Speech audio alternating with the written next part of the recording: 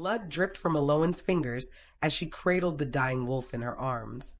The arrow had gone clean through its chest, silver-tipped, meant to kill. Around her, the forest held its breath. No bird sang, no leaves rustled, just the wet, labored breathing of the massive creature bleeding out against her coat. She should run. Every survival instinct screamed at her to drop the wolf and sprint back to the safety of Pine Haven's town limits. But those eyes, those impossible amber eyes, watched her with such human intelligence, such desperate pleading, that her feet stayed rooted to the frozen ground. "Please," Elowen whispered, pressing her scarf against the wound, her hands shaking so badly she could barely maintain pressure. "Please don't die. Not like this." The wolf's breathing hitched. Blood bubbled in its mouth. And then it changed. Bones cracked and reformed. Fur receded. Within seconds, a man lay in her arms, naked and dying, his amber eyes still locked on hers. "Run," he gasped, blood staining his teeth. "They're coming for me, and they'll kill anyone who's seen." He never finished. His eyes went glassy. His chest stopped moving. And Elowen Marrowyn, small-town veterinarian and eternal outsider, was left holding a dead shapeshifter in the woods where her mother had vanished 15 years ago. Behind her, branches snapped. Footsteps crunched through snow, and a voice like gravel and thunder spoke from the shadows. "Step away from him. Now." Elowen turned slowly. 7 wolves emerged from the treeline, each the size of a small horse, their eyes glowing gold in the dying light. And at their head stood the largest, a beast of midnight black with scars crossing its muzzle, watching her with an intensity that made her blood freeze. She'd just become either their most valuable witness or their next victim. Chapters 1. The black wolf shifted. The transformation was brutal, violent, bones snapping and reforming with sounds that made Elowen's stomach turn. Within heartbeats, a man stood before her. Tall, broad-shouldered, covered in scars that mapped a lifetime of violence. His eyes remained that impossible amber, fixed on her with predatory focus. I said step away from him. His voice carried absolute authority, the kind that expected instant obedience. Elowen looked down at the dead man in her arms, then back at the stranger. Her veterinary training kicked in, overriding her terror. He's dead." The man's tone was flat, final. "And you've seen too much." The other wolves circled closer, their growls a low rumble that vibrated through the ground. Elowen's heart hammered against her ribs, but she forced herself to meet the stranger's gaze. "I was trying to save him. Someone shot him with a silver arrow. I found him like this. Silver doesn't just wound us. It kills." The man moved closer, each step deliberate. "Which means hunters are in these woods. Hunters who now have your scent mixed with his blood." He tilted his head, studying her. "What's your name?" "Elowen." Her voice came out steadier than she felt. "Elowen Marrowyn." Something flickered across his face. Recognition? Surprise? It vanished before she could identify it. "Marrowyn," he repeated slowly. "As in Catherine Marrowyn?" Elowen's breath caught. No one had spoken her mother's name in years. The entire town had agreed to forget the woman who'd walked into these woods and never returned. "How do you know that name?" The man's expression hardened. "Your mother made promises she didn't keep. Promises that got people killed." He gestured to the dead shifter in her arms. "Just like you're about to." "I didn't promise anything. I tried to help. By contaminating a death scene." He crouched beside her, his presence overwhelming. "The hunters will track his blood. They'll find your scent. They'll follow you home." His amber eyes bore into hers. "And everyone you love will die screaming." Elowen's hands trembled. "Then what am I supposed to do?" "You have 2 choices." The man stood, towering over her. "Come with me now.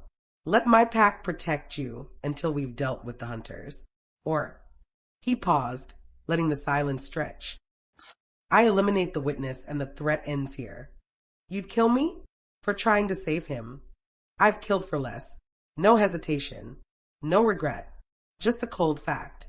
One of the other wolves whined, a plaintive sound. The man's head snapped toward it. "Merrick, take the body back to Pack Lands. Burn it before the hunters find it."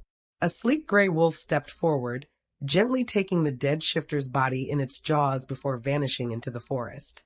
The man turned back to Elowen. Decide. Now. My patience has limits.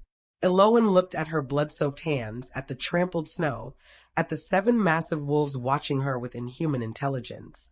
She thought of her tiny apartment above the veterinary clinic, of her quiet life treating farm animals and house pets, of the safety she'd built after her mother's disappearance shattered her childhood. All of it was gone the moment she touched that dying wolf.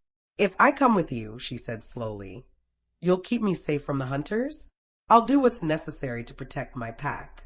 If that includes keeping you alive temporarily, then yes." Temporarily? His smile was cold. "I haven't decided yet if you're worth the risk long term." Elowen pushed herself to stand, her legs shaking. "My clinic. I have animals that need care. Medication schedules, feeding times. Your clinic is the first place the hunters will look." The man pulled off his jacket and tossed it to her. "Put that on. Your coat's covered in blood." He started walking toward the trilene, clearly expecting her to follow. "Someone will retrieve what you need from your apartment. But you're not going back there. Not tonight. Possibly not ever." "Wait." Elowen stumbled after him, pulling on the jacket. It swallowed her, smelling of pine and something wild. "I don't even know your name." He stopped, glancing back over his shoulder. "Theron Ashford, Alpha of the Silver Peak Pack." His eyes glowed briefly gold. "And the only reason you're still breathing is because your mother's debt might finally be called due." Before Elowen could respond, he shifted back into his wolf form and took off running. The other wolves closed in around her, one nudging her leg with its massive head. The message was clear: follow or be left behind. Elowen ran. The pack moved through the forest with terrifying efficiency, navigating terrain in complete darkness that should have been impossible. Elowen struggled to keep up, her lungs burning, branches whipping her face. The wolves adjusted their pace just enough to prevent her from falling too far behind, but it was clear they weren't happy about the delay. After what felt like hours, but was probably only 30 minutes, they emerged into a clearing. Elowen stopped dead, her breath misting in the cold air. A compound sprawled before her. Not a village, not exactly. More like a small fortress carved into the mountainside. Buildings of stone and timber blended seamlessly with the natural rock formations, creating structures that looked like they'd grown from the earth itself. Firelight glowed in the windows. Smoke curled from chimneys. And everywhere, wolves moved between human and animal form with casual ease that made Elowen's head spin. This wasn't a pack. This was a civilization. Theron had already shifted back to human form. Someone had brought him clothes, dark pants, and a simple shirt that did nothing to hide the danger coiled in his frame. He stood with another man, their conversation too low for Elowen to hear, but the tension was obvious. The man arguing with Theron was shorter, stockier, with red gold hair and eyes that burned with barely controlled rage. "You brought a human here? To Packlands?" His voice rose. "Have you lost your mind?" "Careful, Kaelin." Theron's tone dropped to something lethal. "Remember who you're addressing. I'm addressing an alpha who just compromised our security for a stranger." Kaelin jabbed a finger toward Elowen. "Her mother betrayed us. Or have you forgotten? Catherine Marrowyn led hunters straight to us 15 years ago. 6 of our people died because she... Enough." Theron's alpha command cracked through the air like a whip. Every wolf in the clearing froze, heads bowed in submission. "I'm aware of the history. I was there." His eyes blazed gold. "But this is not Catherine. And until we know what the hunters are planning, she stays." Kaelin's jaw clenched. "The council won't support this. The council will do as I say." Theron's gaze swept the assembled pack. "Elowen Marrowyn is under my protection. Anyone who touches her answers to me personally." He let that sink in. "Understood." Reluctant nods. Hostile stares. But no one challenged him directly. Theron turned to a woman standing near the largest building, her silver hair braided down her back, her face lined with age and wisdom. "Vaila, she's your responsibility. Get her cleaned up, fed, and housed. Post guards on her door." The woman, Vaila, stepped forward with a grace that belied her apparent age. "Of course, Alpha." Her eyes found Elowen's, surprisingly kind. Come, child. You look ready to collapse. Elowen wanted to protest, to demand answers about her mother, about the hunters, about what Det Theron had mentioned. But exhaustion crashed over her like a wave. Her legs nearly buckled. Viola caught her elbow, supporting her weight with unexpected strength. Easy now. One step at a time. As Viola led her toward one of the buildings, Elowen glanced back. Theron stood in the center of the clearing, surrounded by his pack, his expression unreadable. But his eyes tracked her movement, following her until she disappeared inside. The room Viola brought her to was surprisingly comfortable. A large bed dominated the space, covered in thick furs. A fireplace crackled in the corner. Windows looked out over the forest, though Elowen noticed they were too high to climb through, and the glass was reinforced with some kind of metal framework. A prison, then. However, it was nicely decorated. The bathroom is through there. Viola pointed to a door on the left. I'll have fresh clothes brought up. Your size, I think. She studied Elowen with knowing eyes. How did you know my mother? The question burst out before Elowen could stop it. Viola's expression softened with something like pity. Catherine was complicated, brilliant, beautiful, and absolutely convinced she could bridge the gap between humans and shifters. She sat on the edge of the bed, gesturing for Elowen to do the same. She spent 2 years with us, studying our ways, our culture. Theron's father, the previous Alpha, believed she could help us establish peaceful contact with the human world. But something went wrong. Everything went wrong. Viola's voice went hard. Catherine fell in love, had a relationship with one of our pack members. When it ended badly, she went to the hunters out of spite or heartbreak, or maybe simple human weakness. She told them where to find us when we'd be most vulnerable. She paused. The attack came during the Harvest Moon gathering. 6 died. Dozens more were injured. And Catherine vanished, either killed by the hunters to eliminate a witness, or what? Viola met her eyes. Or she ran, knowing what she'd done, knowing there would be no forgiveness. Elowen's stomach churned. You think she's still alive? I think if she is, she's spent 15 years living with the weight of 6 deaths on her conscience. Viola stood. Which brings us to you. Theron believes in debts and bloodlines. Your mother took from us. He may decide you need to repay that debt. How? That's for the Alpha to determine. Viola moved toward the door. Get some rest. Morning will come quickly, and you'll need your strength. She paused at the threshold. For what it's worth, child, I don't believe the sins of the mother should fall on the daughter. But I'm not Alpha. The door closed with a heavy thud. A lock clicked. Elowen sat in the silence, her mind racing. Her mother had betrayed these people, had gotten them killed. And now Elowen was trapped in their territory, her life hanging on the whim of an Alpha who looked at her like she was both a problem and a possibility. She moved to the window, pressing her hand against the cold glass. Somewhere out there, hunters were tracking the dead shifter's blood, tracking her scent. And here she sat, surrounded by creatures who had every reason to hate her. Her reflection stared back at her, blood still smeared on her cheek, her dark hair wild with twigs and leaves. She looked like her mother. Everyone had always said so.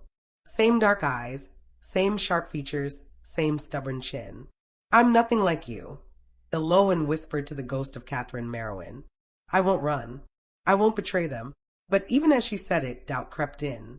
How much choice would she really have? If Theron decided she was a liability, would he hesitate to kill her? If the pack demanded her death as payment for her mother's sins, would his protection hold? A howl rose from somewhere in the compound, soon joined by others until the night filled with their wild song. It should have terrified her. Instead, Elowen felt something unexpected. Recognition. Like some dormant part of her was waking up, responding to a call she didn't understand. She pressed her forehead against the window and closed her eyes, listening to the wolves sing, and wondered if her mother had stood in this same room 15 years ago, making choices that would destroy everything. Elowen wouldn't make the same mistakes. She couldn't, because unlike her mother, she had no one waiting for her in the human world. No family, no close friends, just a clinic full of animals that would find new homes and a life that had always felt like she was playing a role. Maybe, in this impossible place among impossible creatures, she'd finally find where she actually belonged. Or maybe she just found a more beautiful place to die. Chapter 2. Morning came with shouting. Elowen jerked awake, disoriented, her heart racing. For a moment she didn't recognize the room, the unfamiliar weight of furs, the scent of pine and smoke. Then the memory crashed back. Shifters, the dead wolf, Theron's amber eyes promising death. The shouting grew louder, multiple voices arguing just outside her door. She has a right to know what we're planning. That was Vaila, her tone sharp with authority. She has a right to nothing. Kaelin, the red-haired man from last night. She's a prisoner, not a guest. Theron granted her protection. Theron is making decisions with his guilt, not his head. Catherine's daughter shows up the same night hunters breach our territory? That's not a coincidence. That's a conspiracy. Elowen slipped out of bed, moving silently to the door. Someone had left clothes folded on a chair. Practical things, dark pants, a thick sweater, sturdy boots. She dressed quickly, listening. You're suggesting she led the hunters here? Viola's voice dripped with skepticism. A veterinarian who spends her days neutering cats somehow orchestrated an attack on pack lands? Her mother was convincing too, right up until she sold us out. Kaelin, a new voice, female, younger. Your anger is justified, but paranoia helps no one. If she's a threat, we'll discover it. If she's innocent, we're wasting energy on suspicion that could be used to hunt the actual hunters. A pause. Then Kaelin, quieter. You weren't there that night, Iskira. You didn't see what they did to us. The silver bullets, the traps, the fire. They came prepared, because someone told them exactly how to hurt us most. His voice cracked slightly. My sister died in my arms, so forgive me if I don't trust another Marrowyn. The silence that followed was heavy with grief. Elowen's hand was on the doorknob before she realized she'd moved. She opened it to find 3 people standing in the hallway. Vaila, Kaelin, and a younger woman with striking silver-white hair and eyes like chips of ice. All 3 turned to stare at her. I'm sorry, Elowen said quietly, meeting Kaelin's hostile gaze. I'm sorry for what my mother did to your sister. To all of you. But I didn't know she was even alive until last night. I thought she died in these woods 15 years ago. She swallowed hard. I'm not her. I'm not a spy or a conspirator. I'm just someone who tried to save a dying creature and got dragged into something I don't understand. Kaelin's jaw worked, emotions warring across his face. Pretty words. Catherine was good with those too. Then judge me by my actions, not her words. Elowen stepped fully into the hallway. What do you need? Information about the hunters? About what I saw? I'll tell you everything. The silver-haired woman, Iskira, tilted her head with interest. You're either very brave or very foolish. Probably both, Elowen admitted. A ghost of a smile crossed Iskira's face. I'm starting to see why Theron brought you here. She extended a hand. Iskira Vale, pack healer and occasional voice of reason. Elowen shook it, noting the calluses and strength in Iskira's grip. Elowen, apparently the daughter of a traitor and current prisoner. Guest under protection, Vaila corrected. There's a difference. Is there? Elowen looked at the older woman. The locked door suggests otherwise. The locked door suggests you're being kept safe. Vaila's expression was stern. From hunters outside and angry pack members inside, some of whom lost family to your mother's betrayal and wouldn't hesitate to take payment in blood. Kaelin made a rough sound in his throat, but didn't argue. Theron wants to see you, Iskira said. He's called a council meeting. You're to attend. Elowen's stomach dropped. A council meeting about me? A council meeting about the hunters, the breach, and our response. Iskira started walking, clearly expecting Elowen to follow. But yes, you'll likely come up in conversation. The council chamber was a circular stone room built into the mountainside itself. Natural rock formations created seats arranged in a half circle, all facing a raised platform where Theron stood. He'd cleaned up since last night, his dark hair pulled back, his clothes less casual. He looked every inch the alpha, authority radiating from him like heat. Around the circle sat perhaps 20 shifters, ranging in age from barely adult to ancient. All of them turned to watch as Elowen entered with Iskira and Vaila. The hostility was palpable, a living thing that pressed against her skin. Theron's eyes found hers across the room. Something flickered in their amber depths, too quick to identify. Elowen Marrowyn, join us. It wasn't a request. Elowen walked to the center of the circle, hyper-aware of every eye tracking her movement. She stood before Theron, forcing herself to meet his gaze steadily. Tell the council what you saw last night, Theron commanded. Everything. So she did. The dying wolf, the silver arrow, his transformation, his warning about hunters. The pack members listening with absolute attention, their expressions ranging from skeptical to openly hostile. When she finished, an elderly man with gray streaking his dark hair leaned forward. And you claim you were simply walking in the woods at night? Alone? In territory you know is dangerous? I was tracking a patient. Elowen kept her voice steady. Mrs. Chen's cat went missing 3 days ago. She was distraught. I offered to help search. At night, the man pressed. In winter.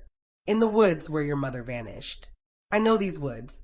I've hiked them since I was a child, trying to understand what happened to her. Elowen's hands clenched at her sides. I wasn't looking for shifters. I was looking for a lost cat. Convenient story, someone muttered. Theron's gaze cut to the speaker, a younger man with scars across his jaw. Careful, Lorcan. Lorcan didn't back down. Alpha, with respect, the timing is suspect. Hunters haven't breached our territory in 15 years. Not since Catherine Marrowyn led them here.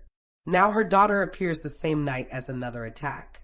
Which is why she's here, Theron said coldly.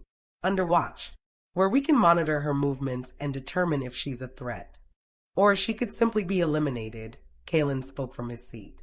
The kind of solution for everyone. Elowen's breath caught, but she refused to show fear. Theron's expression went glacial. I've made my decision clear. She stays under my protection until we have evidence of betrayal. Not suspicion. Evidence. And if that evidence appears, the elderly man asked, then I'll handle it personally. Theron's eyes blazed gold briefly. But until then, anyone who touches her defies my direct command. Are we clear? Reluctant nods around the circle. Now, Theron turned his attention back to the council. The real issue. Evander's death and the hunters responsible. Merrick, your report. The gray wolf from last night, now in human form, a lean man with sharp features, stood. We tracked the hunters sent to the eastern ridge. 3 humans, heavily armed with silver ammunition and wolfsbane gas grenades. They're professionals, not local yokels with rifles. Organized hunters, Iskira murmured. That's worse. Much worse, Merrick agreed. They had equipment specifically designed to kill shifters. Someone funded them, trained them, sent them here with a specific purpose. To kill Evander? Theron's voice was tight. Or was he simply in the wrong place? Unknown, Alpha. But they're still in the area. We found their camp about 5 miles northeast. They're planning something. The room erupted in angry voices, demands for retaliation, calls for a hunt. Theron raised his hand, and silence fell instantly. We don't rush into this blind. Organized hunters mean organization backing them. Money, resources, possibly political connections. His gaze swept the council. We need intelligence before we act. So we do nothing while they prepare to attack us again. Lorcan's voice rose. While they murder us one by one. We gather information, Theron corrected. Quietly, carefully, and when we know what we're facing, we strike with precision, not rage. He turned to Elowen, and she felt the weight of the entire council's attention shift with his gaze. Which brings us to a potential asset we haven't considered. Elowen's stomach clenched. What do you mean? You're human. You can move through human spaces without drawing attention. Theron's expression was unreadable. You have a clinic in Pine Haven. Connections to the community. Access to information we can't easily obtain. You want me to spy for you? The words came out flat. I want you to listen. To ask careful questions. To help us understand why hunters have suddenly taken interest in this territory again after 15 years of silence. Theron stepped closer. Unless you prefer to remain locked in your room while we sort this out, that can be arranged. It was a test. Elowen could feel it, the entire council watching to see how she'd respond. "If I help you," she said slowly, "I need something in return." The room went very still. Theron's eyebrow arched. "You're in no position to negotiate, aren't I?" Elowen lifted her chin. "You said it yourself. I have access you don't. I can ask questions without raising suspicion. That has value." A muscle ticked in Theron's jaw. "Name your price." "Answers. About my mother. About what really happened 15 years ago." Elowen's voice didn't waver. "I've spent half my life believing she was dead, that these woods killed her. Now I find out she was alive, that she betrayed you, that she might still be out there somewhere. I need to know the truth." "The truth won't comfort you," Viola said quietly. "I don't want comfort. I want facts." Theron studied her for a long moment, those amber eyes seeming to look straight through her. "Help us identify the hunters and their backers," he said finally.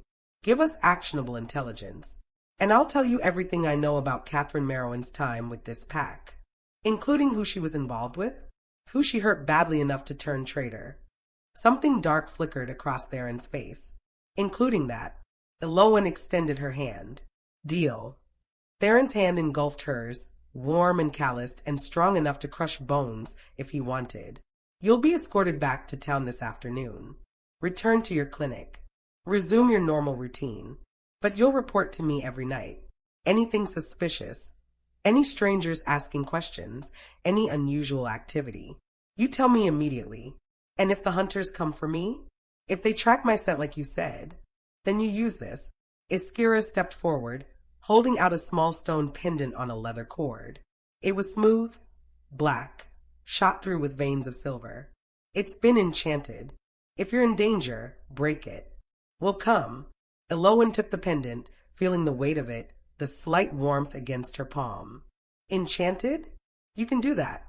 We're shapeshifters, not magicians," Iskira said with a slight smile. "But we have allies who are. The stone carries a pact bond. Break it, and every wolf within 10 miles will know you're in trouble." "Which means every wolf within 10 miles will come to your aid," Theron added, "whether they like you or not. Pack law demands it once you're under protection." Elowen slipped the cord over her head, tucking the pendant beneath her sweater. It settled against her chest, warm and oddly comforting. "One more thing." Theron's voice dropped, becoming almost gentle. "If you betray us, Elowen, if you follow in your mother's footsteps, I won't be merciful. I won't make it quick.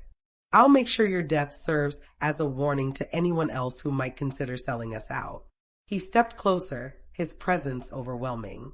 "Do you understand?" Elowen met his eyes, refusing to look away despite the fear crawling up her spine. "I understand.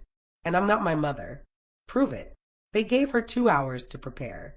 Viola brought food, proper breakfast this time, eggs and meat and fresh bread, that Elowen devoured despite her nerves. Iskira came by to go over the pendant's use again, making sure Elowen understood it was single use, that breaking it would alert the pack, but also destroy the enchantment. "Don't waste it on a twisted ankle," Iskira warned. "Life-threatening danger only." "How will I know the difference?" Iskira's smile was grim. "If you're questioning whether to break it, you probably don't need to yet. When the moment comes, you'll know." Kaelin was conspicuously absent. Elowen was grateful. The raw grief in his voice when he'd spoken of his sister had cut deeper than his hostility. She understood mourning, had spent years of her own mourning a mother who might not even be dead. When it was time to leave, Theron appeared at her door. "Ready, as I'll ever be."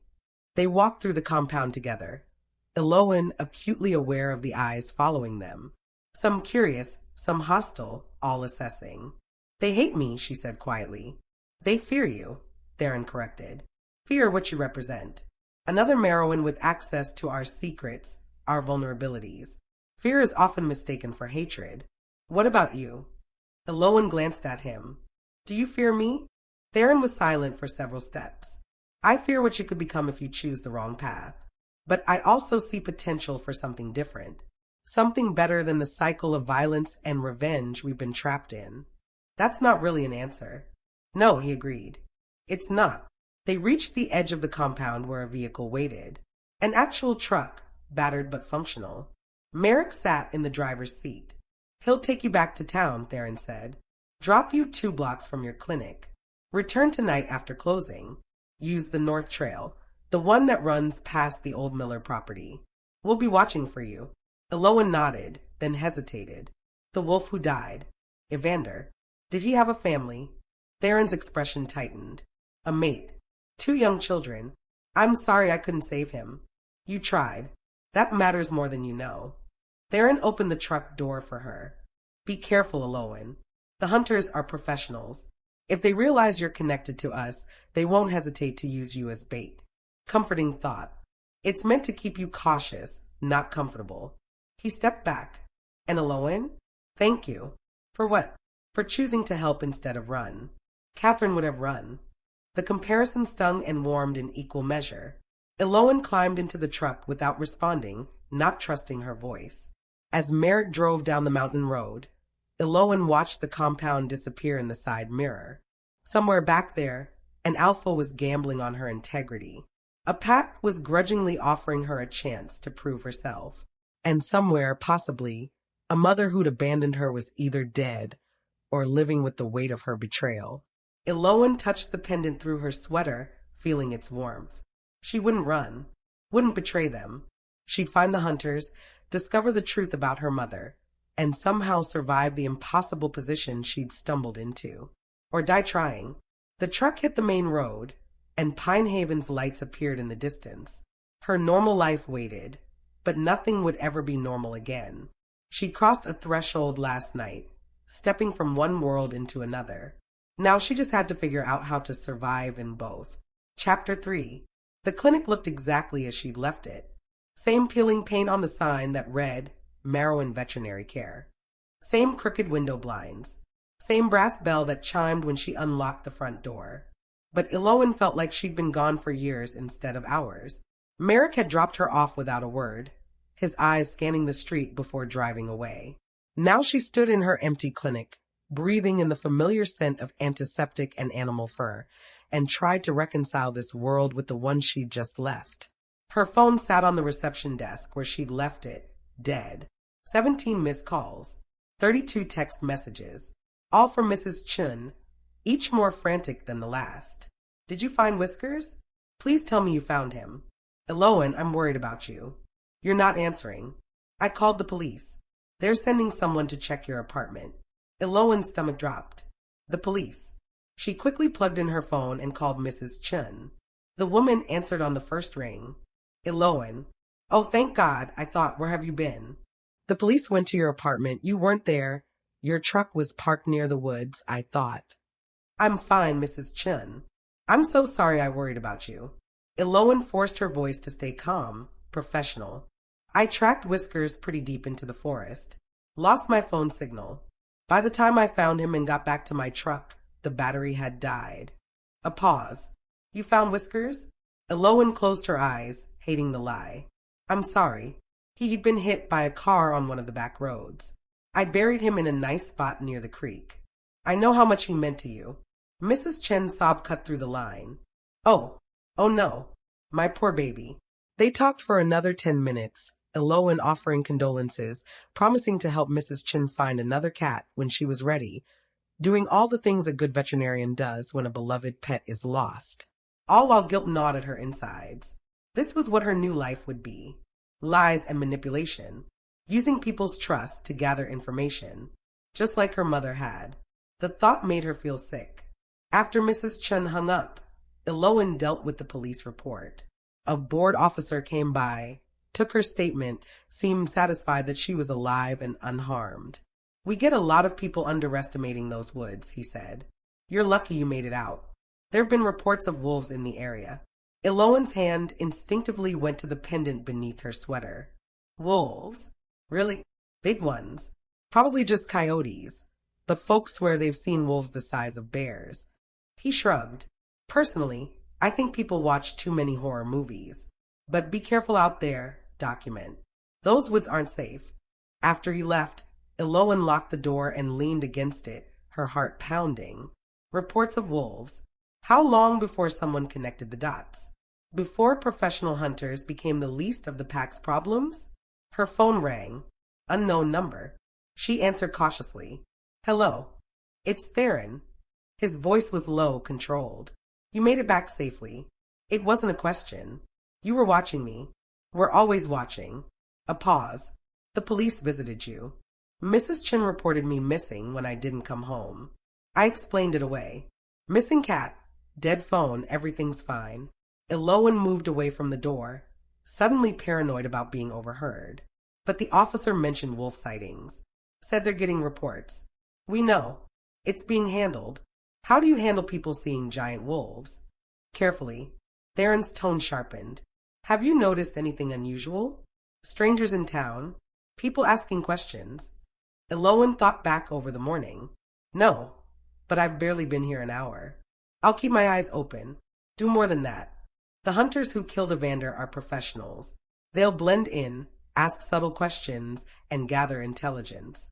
Look for anyone new who seems too interested in the woods, in wildlife, in local history. That describes half my clients. I'm a veterinarian. Then pay attention to the ones who ask about more than their pets. A pause. I'm sending someone to watch your clinic. You won't see them, but they'll be close. If you need help, break the pendant. You mean if I need to summon an army of werewolves to my small-town veterinary practice? Elowen laughed, a slightly hysterical sound. That won't draw attention at all. It'll keep you alive. Theron's voice softened slightly. I know this is difficult. You've been thrust into a world you didn't know existed, forced to make impossible choices. But you're handling it better than most would. Most people would have run screaming. Yes, but you didn't. Something in his tone made her chest tighten. Come back tonight, after dark. We need to discuss the next steps. I have animals to care for. Bring them. Elowen blinked.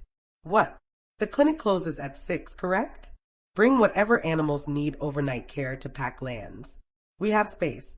Iskira is a healer. She can help monitor them. A pause. And it gives you a legitimate reason to stay with us. Anyone watching will think you're simply providing extended care. It was clever, practical, and it meant spending more time surrounded by shifters who mostly wanted her dead. Okay, Elowen said. I'll come tonight. Good. Theron hesitated. Elowen, trust your instincts. If something feels wrong, it probably is. And don't hesitate to call for help. The line went dead before she could respond. The day passed in a blur of routine appointments.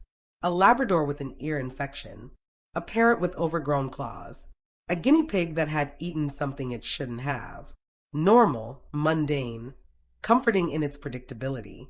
But Elowen found herself watching her clients more carefully, noting strangers, paying attention to questions that veered away from their pets. Around 3 p.m., a man she'd never seen before walked in. Mid-40s, fit, with the kind of casual outdoor clothing that screamed, I'm a hiker, but something about him felt off. Too clean. Too deliberate. Help you? Elowen asked from behind the reception desk. I hope so. He smiled, friendly, disarming. I'm new in town. Just bought a property up near the old logging roads. Thought I should establish care for my dog before I bring her out of the city. What kind of dog? German Shepherd. 3 years old, up to date on all her shots, but I wanted a local vet familiar with the area. You know, in case she gets into something while exploring the woods. Elowen pulled up a new patient form. Name, Cassius Hale. He settled into the chair across from her desk. And the dog's name is Athena. They went through the standard intake questions, but Elowen's instincts were screaming. Something about this man was wrong. The way his eyes tracked every corner of the clinic. The casual way he asked about local wildlife, about predators, about whether she'd ever treated unusual injuries. Unusual how? Elowen kept her voice professional. Oh, you know, animal attacks. Bites from something larger than expected. His smile didn't reach his eyes. The woods around here have a reputation. Lots of old stories about strange things. Every forest has strange stories. Elowen handed him the completed form. But in my experience, the most dangerous thing in these woods is people who don't respect the terrain. Wise words. Cassius stood, tucking the form into his jacket. I'll bring Athena by next week for a checkup. Get her established in your system. Looking forward to it. He paused at the door. You know, I heard something interesting at the diner this morning. Apparently, there was some kind of incident in the woods last night. Police were called. The woman went missing, then turned out fine. Elowen's blood ran cold, but she kept her expression neutral. Small-town gossip travels fast. Was that you? Client confidentiality extends to my own misadventures. She forced a smile. I got turned around looking for a lost cat. Embarrassing, but hardly newsworthy. Of course, Cassius's eyes were sharp, assessing. Still, be careful out there. Never know what you might run into. The bell chimed as he left. Elowen waited exactly 30 seconds, then grabbed her phone and texted the number Theron had called from. A man named Cassius Hale just left. New in town. Asking too many questions about the woods and animal attacks. Something's wrong. The response came within seconds. Describe him. She did, in detail. Height, build, the way he moved, the deliberate casualness of his questions. That's one of them. Do not engage. Do not go anywhere alone. We're moving up the timetable. Close the clinic now and come to Packlands immediately. Elowen stared at the message, her heart racing.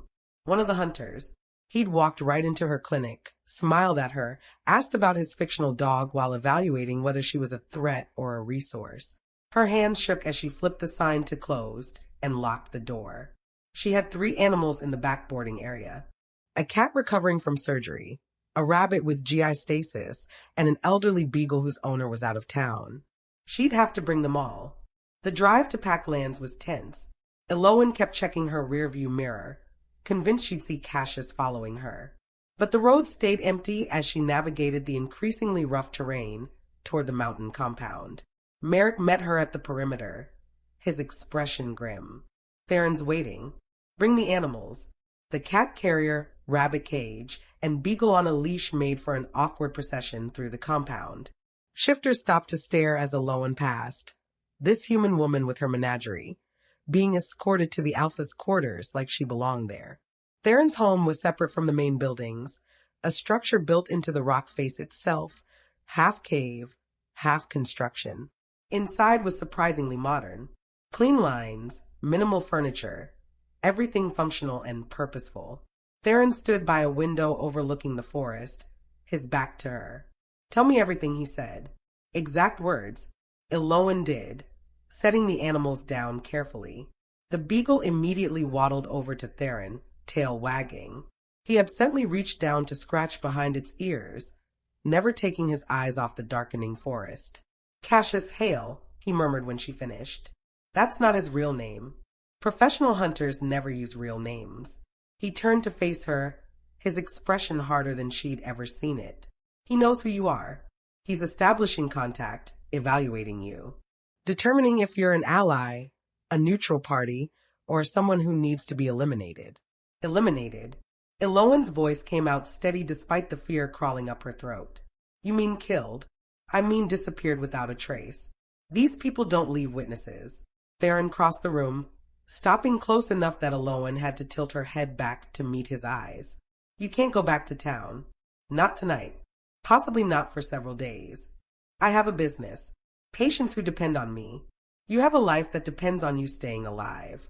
His hand came up, not quite touching her face, but close enough that she felt the heat of his skin. I won't let them take you, Elowen.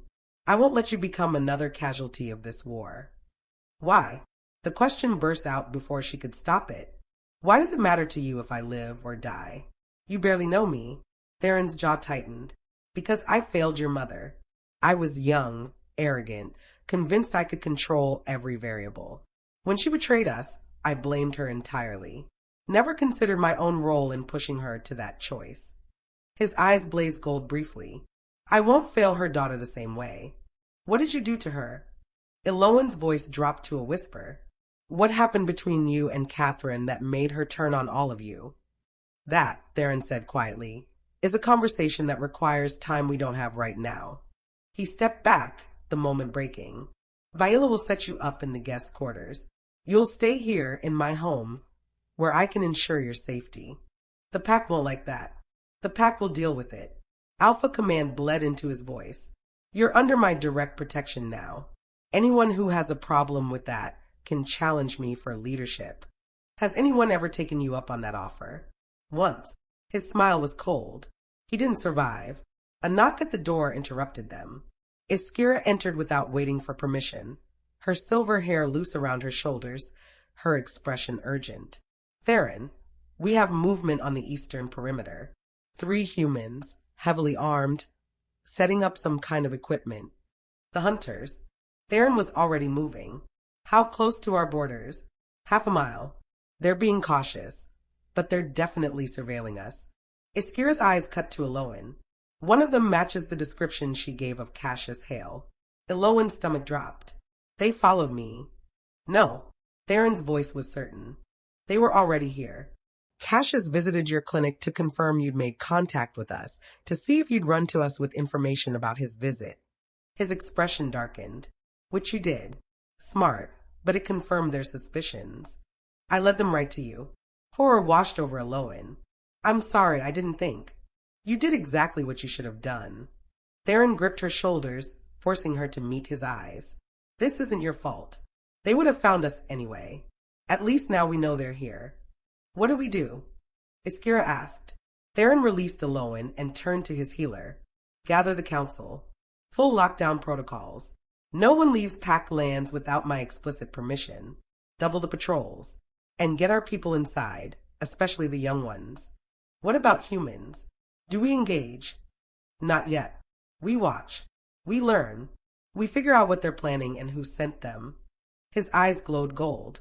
And then we decide how to eliminate the threat permanently. Iskira nodded and left quickly. Theron turned back to Elowen, his expression softer now. You should rest. Tomorrow will be difficult. I can help. I know how humans think, how they operate. You can help by staying alive and safe. Theron's tone brooked no argument. These hunters are professionals. They won't hesitate to use you as leverage if they discover how important you become to us. I'm not important. I'm just a veterinarian who stumbled into your world. Something flickered in Theron's eyes. You're more than that. And whether you realize it yet or not, you're becoming essential to this pack's survival. He moved toward the door. Viola will bring dinner. Try to get some sleep. He was gone before Elowen could respond, leaving her alone with 3 confused animals and 100 questions she had no answers for. The beagle whined softly. Elowen sank down beside it, scratching its ears the way Theron had. Yeah, she murmured. I don't know what I'm doing either. That night, Elowen dreamed of her mother.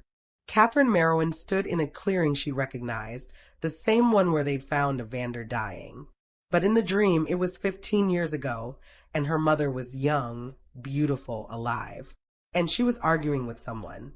A man with amber eyes and dark hair. The younger Theron, Elowen realized with a jolt. Before the scars, before the weight of leadership had carved lines into his face. You can't do this, Catherine was saying, tears streaming down her face. You can't just decide our future without consulting me. I'm Alpha. Young Theron's voice was hard, unyielding. The pack's needs come before individual desires. You knew that when we started this. Started what? A relationship? Or did I just become another tool for your precious pack politics? That's not fair. None of this is fair. Catherine's voice rose. I gave you everything. My research, my credibility, my heart. And now you're telling me it meant nothing, because the pack council decided a human mate would make you look weak. They're right. It would. Theron's expression was pained but resolute. I have to put the pack first. Always. Then you've made your choice. Catherine's face went cold. And I'll make mine. She turned and walked away, disappearing into the trees. Young Theron stood frozen, watching her go, and the anguish on his face was so raw that Elowen felt it in her chest. The dream shifted. Now Catherine stood with men in tactical gear, pointing at a map, marking locations. They'll be gathered here during the harvest moon, she was saying. All of them. Guards will be minimal because it's a sacred celebration. If you want to send a message, that's when to strike. The hunters nodded, checking weapons, loading silver bullets. And Catherine Marrowyn, brilliant researcher and abandoned lover, sealed the fate of 6 shifters with her betrayal. Elowen woke up gasping, her face wet with tears. The room was dark, the animals asleep around her. And in the doorway, illuminated by moonlight, Theron stood watching her. How long have you been there? Elowen's voice came out hoarse. Long enough to hear you crying. He stepped into the room. Bad dream. Memory, I think. Or some kind of vision. Elowen sat up, wrapping the blanket around herself. I saw you. 15 years ago. With my mother. You were. She trailed off, not sure how to finish. In love with her. Theron's voice was quiet. Yes. I was young, stupid, and convinced I could have both the pack and Catherine. I was wrong. She turned on you because you broke her heart. She turned on us because I prioritized my position over her feelings. Because I was too proud to fight the council when they demanded I end our relationship. He moved closer, sitting on the edge of the bed. I made the choice I thought was right for the pack. And 6 people died because of it. That's not your fault. She chose to betray you. After I betrayed her first. Theron's eyes met hers in the darkness. I've spent 15 years living with that guilt, wondering if I could have prevented it. If I'd been braver, stronger, more willing to fight for what mattered. And now, Elowen's heart was pounding. What would you do differently? Theron's hand came up slowly, cupping her face with a gentleness that seemed impossible from someone so dangerous. Everything, he whispered. I do everything differently. The air between them crackled with tension. Elowen knew she should pull away, should maintain the distance between human and shifter, between prisoner and captor. But she didn't. Instead, she leaned into his touch, closing her eyes. I'm not her, Theron. I'm not Catherine. I know. His thumb brushed across her cheekbone. You're braver than she ever was. Stronger. More willing to face uncomfortable truths. He paused. And that terrifies me. Why? Because caring about you means risking everything I've built. Again, his hand dropped away. And I don't know if I'm strong enough to survive losing someone else. Before Elowen could respond, a howl split the night. Then another. Alarm calls, urgent and terrified. Theron was on his feet instantly. Stay here. Lock the door. What's happening? The hunters. His eyes blazed gold as he shifted, clothes tearing, body reforming into the massive black wolf. They're attacking. And then he was gone, racing into the night, leaving Elowen alone with her racing heart and the sound of her pack, her impossible family, going to war. Chapter 4. Elowen lasted exactly 3 minutes before she broke Theron's command. The sounds of battle echoed through the compound.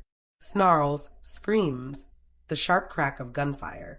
She couldn't just sit in the dark while people fought and died outside. The same people who'd grudgingly offered her protection, who'd trusted her enough to let her into their world. She grabbed her phone, pulled on her boots, and crept to the door. The pendant burned warm against her chest, but she didn't break it. Not yet. This wasn't her danger to summon help for. Outside, chaos reigned. Shifters in both human and wolf form raced past, some carrying weapons, others relying on teeth and claws. Fire bloomed in the distance, orange flames licking at one of the storage buildings. And everywhere, the acrid smell of smoke mixed with something else, something chemical and wrong. Wolfsbane. Elowen had read about it in her mother's old journals. The plant was toxic to shifters, could paralyze them, and make them vulnerable. In gas form, it was a weapon. She pressed herself against the wall, staying in the shadows as she moved toward the healer's building. If people were getting injured, Iskira would need help. That was something Elowen could do. Something useful. A figure stumbled out of the smoke ahead. Kalen, in human form, his arm hanging at an odd angle, blood streaming from a gash across his forehead. He saw Elowen and his eyes widened. What are you doing out here? Theron said. I'm a veterinarian. I can help with injuries. She moved to his side, assessing the damage. Your shoulder's dislocated. I need to. The explosion cut her off. The storage building erupted in flames, the blast wave knocking them both to the ground. Elowen's ears rang, her vision swimming. When she could focus again, Kalen was trying to push himself up with his good arm, cursing. Silver grenades, he gasped. They brought silver grenades. Can you shift? Elowen helped him sit up, checking his pupils for concussion. Not with wolfsbane in my system. It takes time to burn through. He grabbed her arm with his good hand. You need to get back inside. If the hunters breach the compound, then I'll be trapped in a building while everyone else fights. Elowen met his eyes. I'm not hiding while people die, Kaelin. Hate me for my mother all you want, but I'm not running. Something shifted in his expression. Respect, maybe. Or just resignation. Healer's building. East side. Iskira will need help. He struggled to his feet. And Elowen? Thank you for trying to save Evander. I know I've been difficult. Your sister died because of my mother. You've earned the right to be difficult. Kaelin nodded once, then shifted despite the wolfsbane, his transformation slower and more painful than normal. The wolf that emerged was smaller, weakened, but still deadly. He loped off toward the fighting, favoring his injured shoulder. Elowen ran for the healer's building. Inside was controlled chaos. Iskira moved between injured shifters with practiced efficiency, her hands glowing with a faint silver light as she worked. Elowen had seen a lot in her years as a veterinarian, but nothing had prepared her for this. A teenage girl with burns covering half her body. A man missing 3 fingers from his left hand. An elderly woman struggling to breathe. Wolfsbane poisoning shutting down her respiratory system. Don't just stand there. Iskira snapped when she saw Elowen. Clean water, bandages, and antiseptics are in the cabinet. Start with the minor injuries and work your way up. Elowen moved on autopilot, her training taking over. She'd stitched up farm animals, treated bite wounds, dealt with emergencies. This was the same, she told herself. Just help them, one at a time. She worked on a young man with deep claw marks across his chest. Not from the hunters, from another shifter. Friendly fire in the chaos. Hurts, he gasped as she cleaned the wounds. I know. I'm sorry. This will help with infection. Elowen's hands were steady despite her racing heart. What's your name? Draven. Okay, Draven. You're going to be fine. These are clean cuts, no major vessels hit. She worked quickly, applying pressure to stop the bleeding. How old are you? 17. He tried to smile. First real fight. Guess I'm not doing great. You're alive. That's doing great. Elowen glanced at Iskira. He needs stitches. I'm a little busy keeping someone from dying. Iskira's hands pressed against the elderly woman's chest, that silver glow intensifying. You'll have to do it. I've never stitched a person before. Skin is skin. You've done this 1,000 times. Iskira's voice was strained. Supplies are in the red cabinet. Move. Elowen moved. Stitching Draven's wounds while he tried not to scream was one of the hardest things she'd ever done. But her hands didn't shake and the sutures held. By the time she finished, 3 more injured shifters had been brought in. The hours blurred together. Elowen cleaned wounds, applied bandages, held pressure while Iskira worked her healing magic on the worst cases. She learned that shifter healing was accelerated but not instantaneous. That silver burned them like acid. That wolfsbane poisoning could be fatal if not treated quickly. She learned the names of the people she treated, their stories, their families. Marcus, who'd been trying to protect the children's dormitory when a hunter shot him. Noriel, who'd taken a knife meant for her brother. Fenric, barely 16, burns covering his arms from trying to put out the fire. These weren't monsters. They were people. Terrified, brave, bleeding people who were fighting to protect their home. And Elowen was helping them. Around dawn, the fighting finally stopped. The hunters had retreated, falling back into the forest when it became clear they couldn't breach the compound's defenses. But the damage was done. Theron appeared in the doorway, still in wolf form, covered in blood. His amber eyes found Elowen immediately, and she saw the flash of relief before rage took over. He shifted, not bothering with modesty, his human form just as bloodied as his wolf. I told you to stay inside. His voice was deadly quiet. People were dying. Elowen didn't look away from the wound. She was bandaging. I could help. You could have been killed. So could everyone else. She tied off the bandage and moved to the next patient. I'm not special, Theron. I don't get to hide while others fight. You're human. You're vulnerable. You saved 6 lives tonight. Iskira's voice cut through his building fury. Without her help, we'd have lost Viola to wolfsbane poisoning. Maybe others. She earned her place here. alpha, whether you like it or not. Theron stared at Iskira, then at Elowen, emotions warring across his face. Finally, he turned and walked out without another word. Elowen's hands trembled as she reached for the next roll of bandages. She defied an alpha's direct command. Shifter culture valued obedience, hierarchy, and respect for authority. She just violated all of it. Don't worry about him, Iskira said quietly. He's terrified. That's why he's angry. Terrified of what? Of caring about you. Of losing you the way he lost Catherine. Iskira's silver eyes were knowing. You remind him that some things are worth more than survival. And that scares him more than any hunter ever could. The damage assessment came at noon. 1 building destroyed, 3 others damaged. 12 shifters injured, 3 critically. And miraculously, no deaths. The hunters had been probing their defenses, testing their response time, evaluating their capabilities. The real attack was still coming. Elowen sat in on the emergency council meeting, her presence no longer questioned. She'd earned that right in blood and bandages. They'll be back, Merrick reported. Probably within 48 hours. They're regrouping, resupplying. But they know our weaknesses now. And we know theirs. Kalen's arm was in a sling, his shoulder reset, but still healing. They rely on technology. Silver weapons. Wolfsbane. Take those away, and they're just soft humans. Soft humans who nearly killed a dozen of us, Lorcan countered. We can't underestimate them. We need to take the fight to them, someone argued. Hunt them down before they attack again. That's what they want, Viola said quietly. The elderly woman had survived the wolfsbane poisoning thanks to Elowen and Iskira's combined efforts. They want us to be angry, reckless. Want us to come at them in rage, so they can cut us down. All eyes turned to Theron. He sat at the head of the circle, his expression unreadable. He hadn't looked at Elowen since his outburst in the healer's building. We need intelligence, he said finally. We need to know who sent them, what their endgame is, and how many more are coming. His eyes cut to Elowen for the first time. Which means we need someone who can get close to them. Someone they'd trust.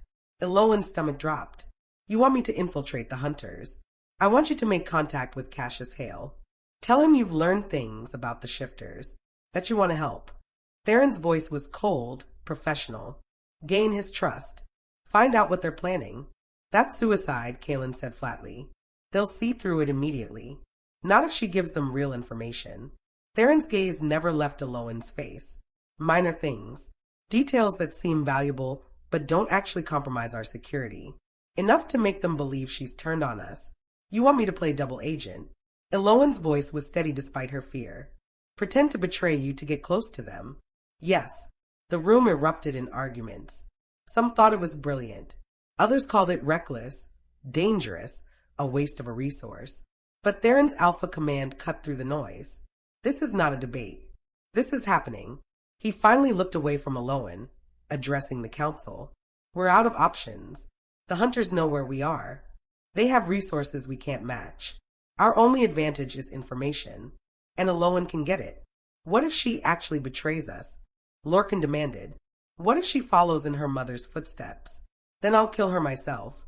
Theron's voice was flat. Slowly, painfully, in a way that ensures no one ever considers betraying this pack again. He stood. But I don't believe she will. She's proven herself tonight. Proven she's willing to risk her life for us. Or she's playing a long game, someone muttered. Theron's eyes blazed gold. Does anyone want to question my judgment? Silence. The meeting was adjourned. Elowen, stay. The council filed out, some shooting her sympathetic looks, others openly hostile. When the room emptied, Theron moved to the window, his back to her. You don't have to do this, he said quietly. I know I phrased it as a command, but if you refuse, I won't force you. Why ask me then? Because you're the only one who can pull it off. The only one they might believe. He turned to face her. But it's dangerous. More dangerous than last night. If they discover you're feeding us information, they won't just kill you. They'll make an example of you. Elowen stood, moving closer.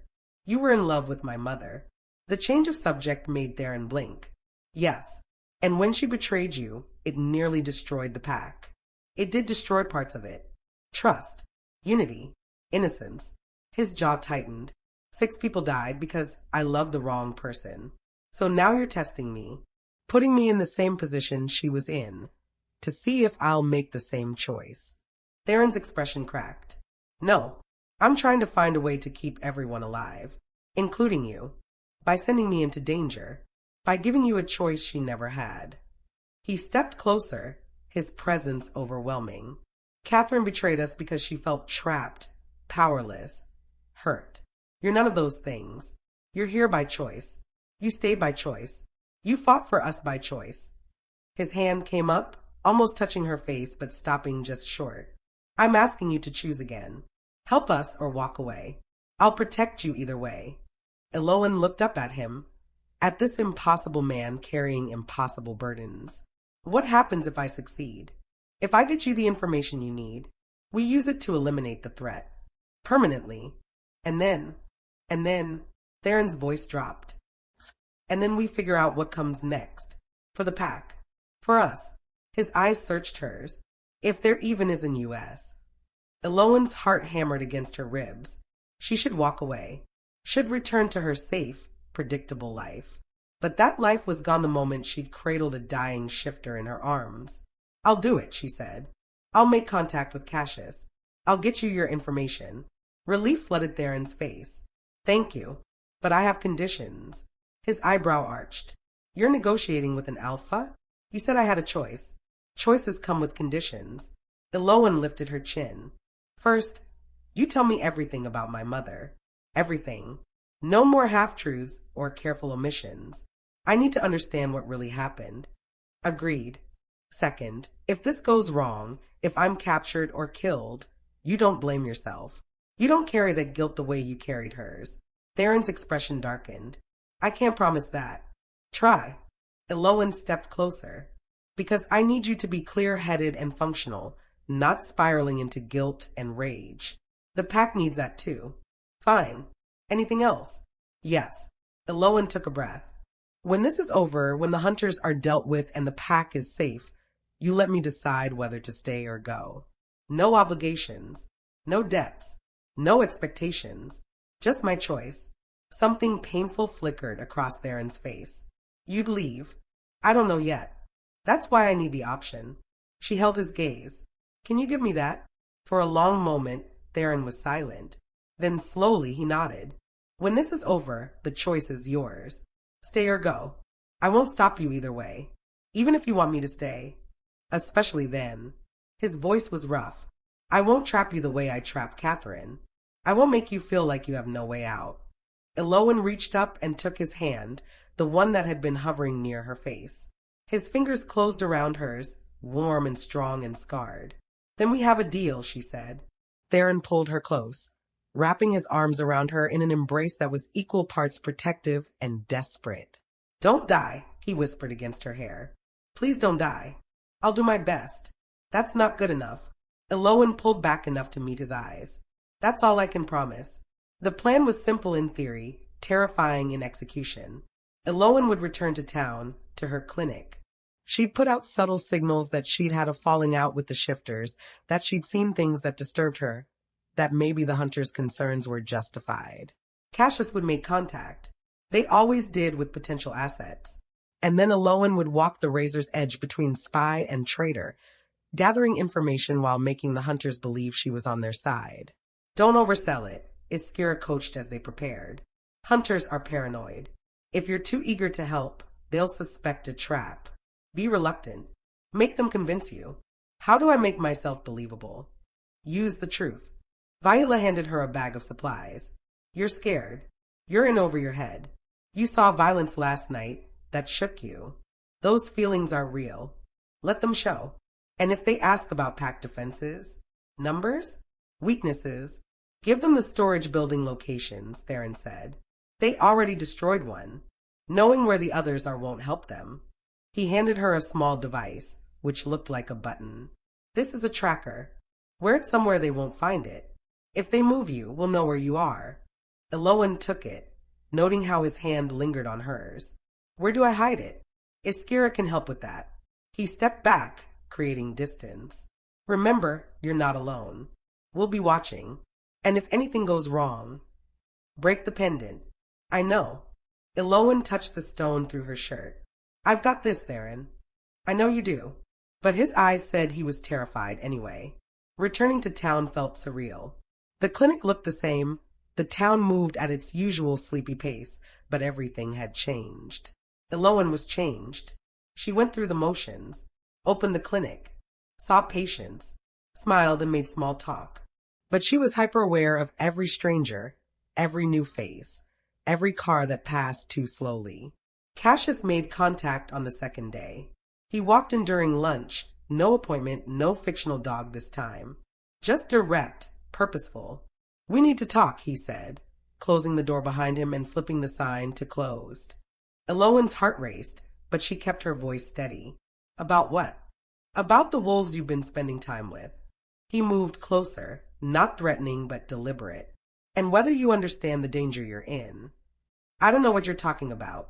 Don't insult my intelligence, Dr. Marrowyn. Cassius pulled out his phone, showed her a photo. Elowen enters the pack compound, animals in tow. We've been watching. We know you've made contact with them. Elowen forced fear into her expression. Not hard when her pulse was hammering. They forced me. After I found one of them dying, they took me. Said I knew too much, but you came back. You're not being held anymore. They let me go.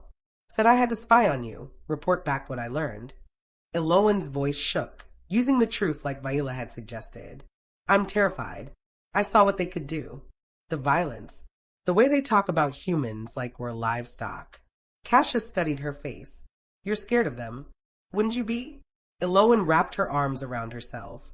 They're not natural. They're monsters pretending to be civilized. Then help us. Cassius's voice was gentle, coaxing. Help us stop them before they hurt someone else. Before they hurt you. How? Information. Numbers, locations, weaknesses. Anything you learned while you were with them. Elowen hesitated, letting the moment stretch. If they find out I talked to you, they won't. We'll protect you.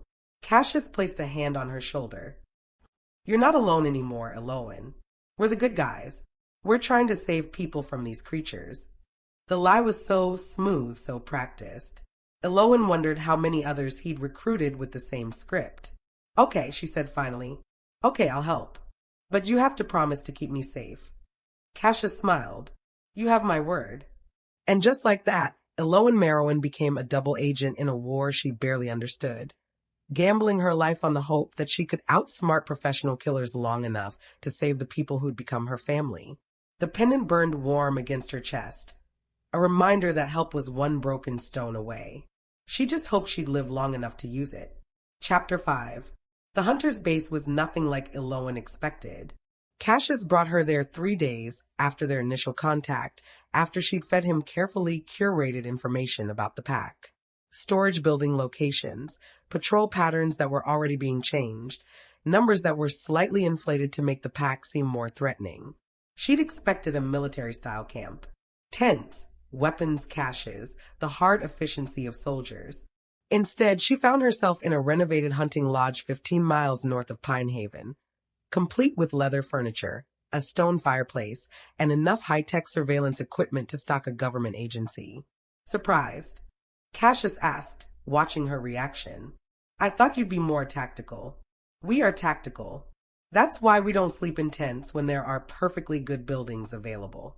He gestured to a woman working at a bank of monitors. Elowen, meet Sayer, our tech specialist. Sayer was younger than Elowen expected, mid-20s with short dark hair and sharp green eyes that assessed Elowen with clinical precision. The veterinarian. Cassius says you're willing to help. I don't want anyone else to die. Elowen kept her voice uncertain, scared. Human or them. But they're dangerous. They need to be stopped. Stopped or eliminated? A new voice, male, coming from the hallway. A man emerged, tall and lean with silver threading through his dark hair. He moved with the easy confidence of someone accustomed to command. There's a difference. This is Nikolai Thorne, Cassius said. He's running this operation. Nikolai studied Elowen like she was a specimen under glass. Catherine Marrowyn's daughter. I wondered if you'd turn out like her. The mention of her mother made Elowen's stomach clench. You knew her. Briefly. 15 years ago. She came to us with information about the Shifter Pack. Said they'd threatened her, held her against her will, that she barely escaped. Nikolai's smile was cold. She was very convincing, right up until the shifters caught up with her. Elowen's blood ran cold. What do you mean, caught up with her? You didn't know. Nikolai's eyebrow arched. Catherine didn't die in these woods by accident, Dr. Marrowyn. The shifters hunted her down for betraying them. Found her 3 weeks after she gave us their location. He paused. They made it look like a hiking accident. A fall from a cliff. Very clean. Very professional. The room tilted. Elowen gripped the back of a chair to steady herself. You're lying. I have the autopsy report if you'd like to see it. Though I warn you, it's not a pleasant read. Nikolai moved closer. Your mother helped us once. Then I paid the price. I'm hoping you're smarter. That you understand the only way to stay safe is to help us finish what she started. Which is what exactly? Elowen forced the words out past the shock. What's the endgame here? Elimination. Nikolai said it like he was discussing pest control. Every shifter in this territory. Clean, efficient, permanent. We've been authorized to use whatever means necessary. Authorized by who? People who understand the threat these creatures pose. People with resources and reach. Nikolai's smile widened. People who pay very well for results. Elowen felt sick. This wasn't about protecting humans. This was a paid hit. Genocide dressed up as security. I need air, she managed. Cassius guided her outside, his hand gentle on her elbow. It's a lot to process. I understand. You're talking about murdering dozens of people. We're talking about eliminating predators who've been hiding among humans for centuries. Cassius's voice was reasonable, patient. They're not people, Elowen. They're animals who happen to look human sometimes. And animals that threaten humans need to be put down. Some of them are children. Some of them will grow up to be killers.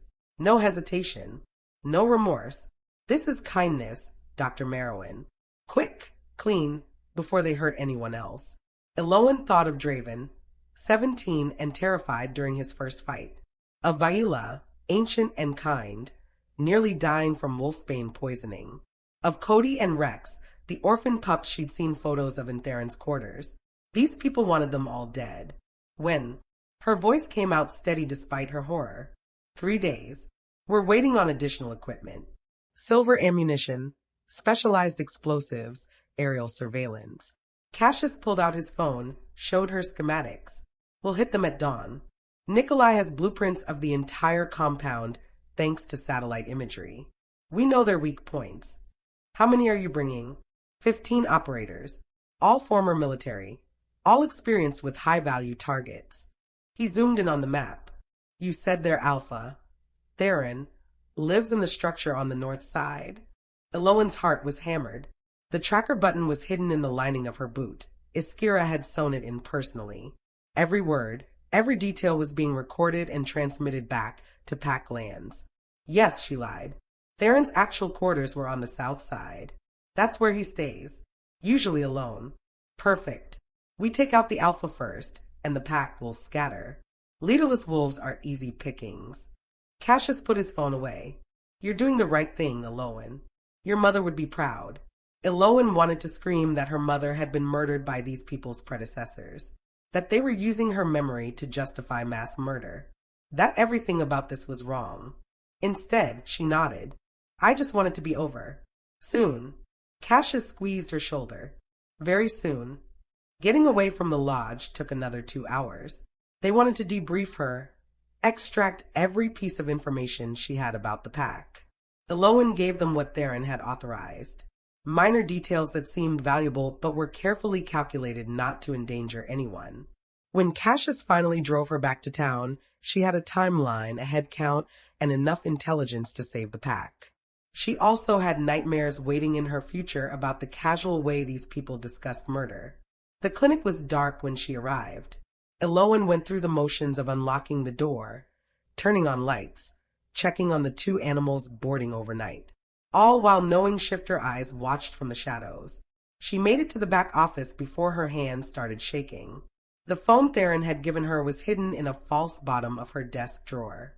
She pulled it out with trembling fingers and texted the emergency code they'd established. Urgent. 3 days. 15 operators. Dawn assault. Blueprint of compound obtained. Primary target. Alpha. The response came in seconds. Extraction in 10 minutes. Back door. Be ready. Elowen shoved the phone back in its hiding place and tried to calm her racing heart. She'd done it. She'd gotten the intelligence they needed. Now she just had to survive long enough to deliver it in person. The 10 minutes felt like hours. When the soft knock finally came, Elowen nearly jumped out of her skin. She opened the back door to find Merrick in human form, dressed in dark clothes that made him nearly invisible. Come on. We need to move fast. They ran through the dark streets, staying in alleys and shadows. Merrick moved with inhuman grace and silence, and Elowen struggled to keep up. By the time they reached the forest's edge, her lungs burned. A truck waited, engine running. Iskira sat in the driver's seat. Get in, she said urgently. Theron's called an emergency council. Everyone's waiting. The drive to Packlands was tense. Iskira kept checking the mirrors, taking unnecessary turns, making sure they weren't followed.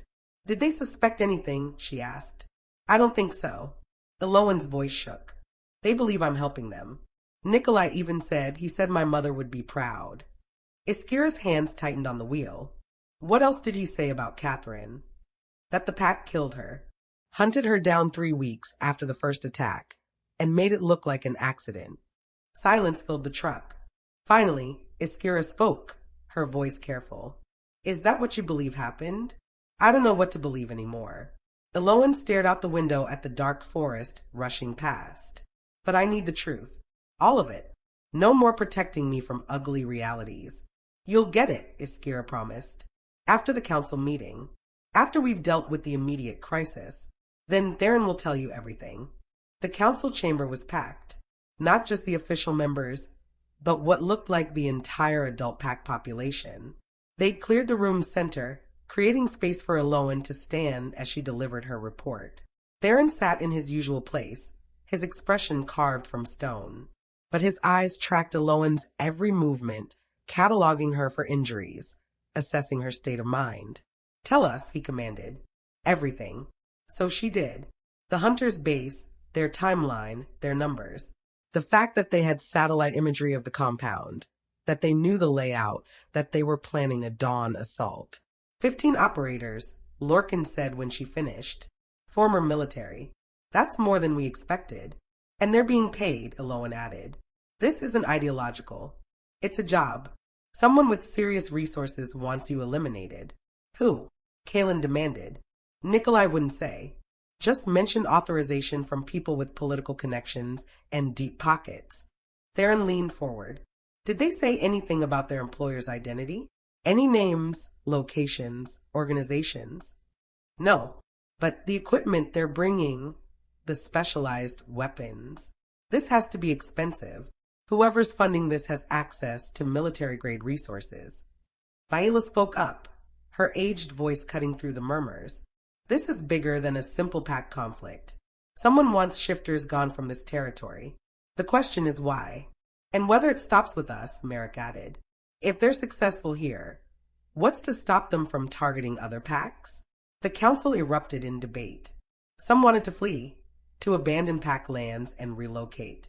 Others demanded they make a stand, defend their territory. A few suggested reaching out to neighboring packs for reinforcements. Theron's Alpha Command silenced them all. We're not running. We're not asking for help.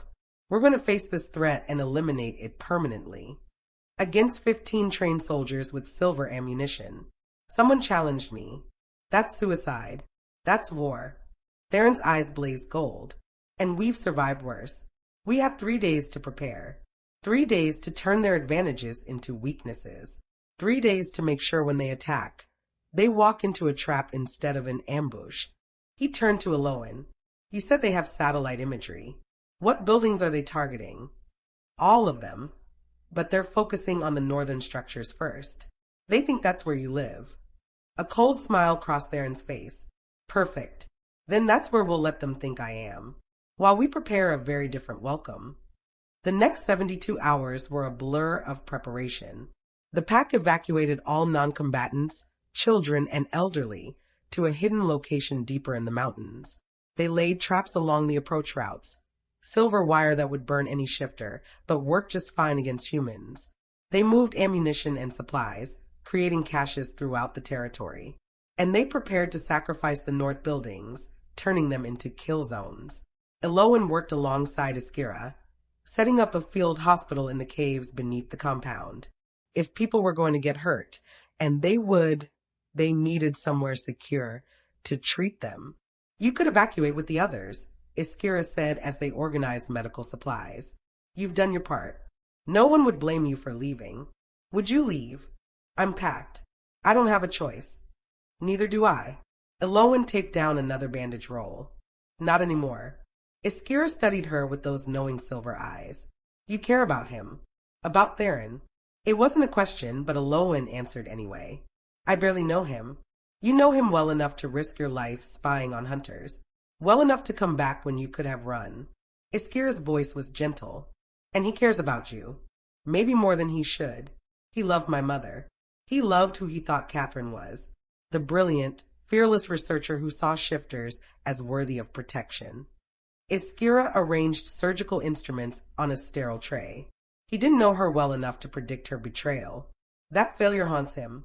So I'm a second chance? A way to redeem himself. You're a mirror. Iskira met her eyes. You show him who he could have been if he'd made different choices 15 years ago. And that terrifies him more than any hunter. Before Elowen could respond, Theron appeared in the cave entrance. Iskira, Kayla needs you topside. Something about the north perimeter traps. Of course, Alpha. Iskira left quickly, clearly giving them privacy. Theron moved deeper into the cave, his presence filling the space. You've done good work here. It's nothing compared to what you're all doing. It's everything. He stopped a few feet away, maintaining careful distance. When the attack comes, you'll be here. In the caves. Guarded. I should be helping. You'll be helping by staying alive and ready to treat casualties.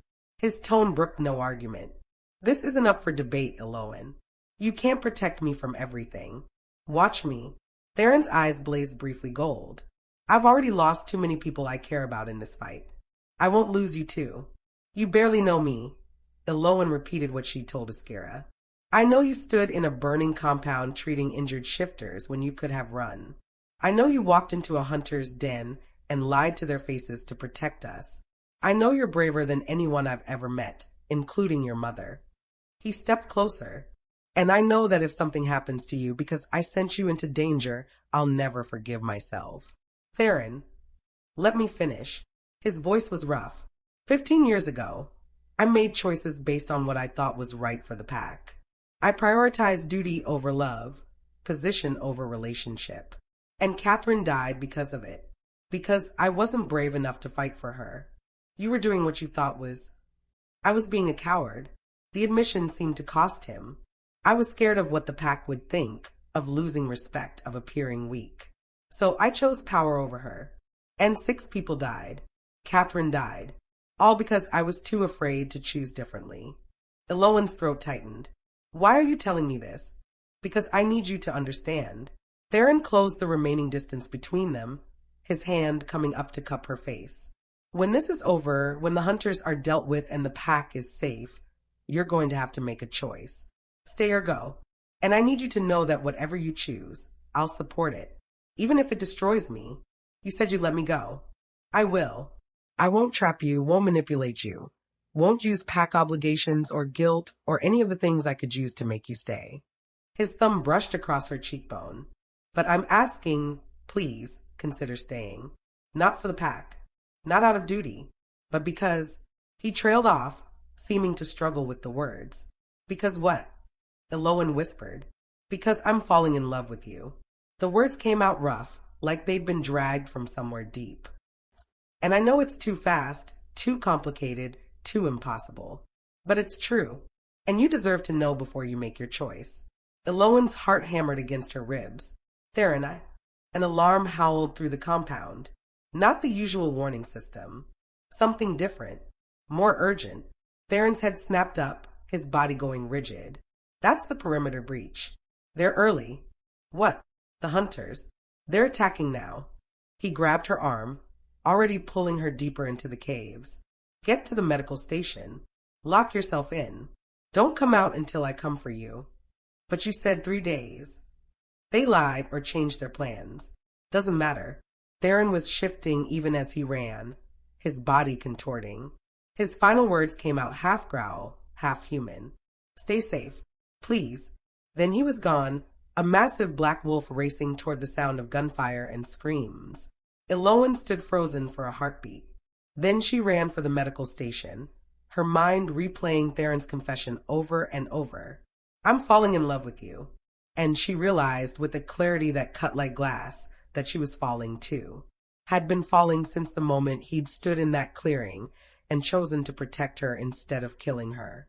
The sounds of battle erupted above. Explosions, gunfire, howls of rage and pain. Elowen reached the medical station and activated the security doors, sealing herself in.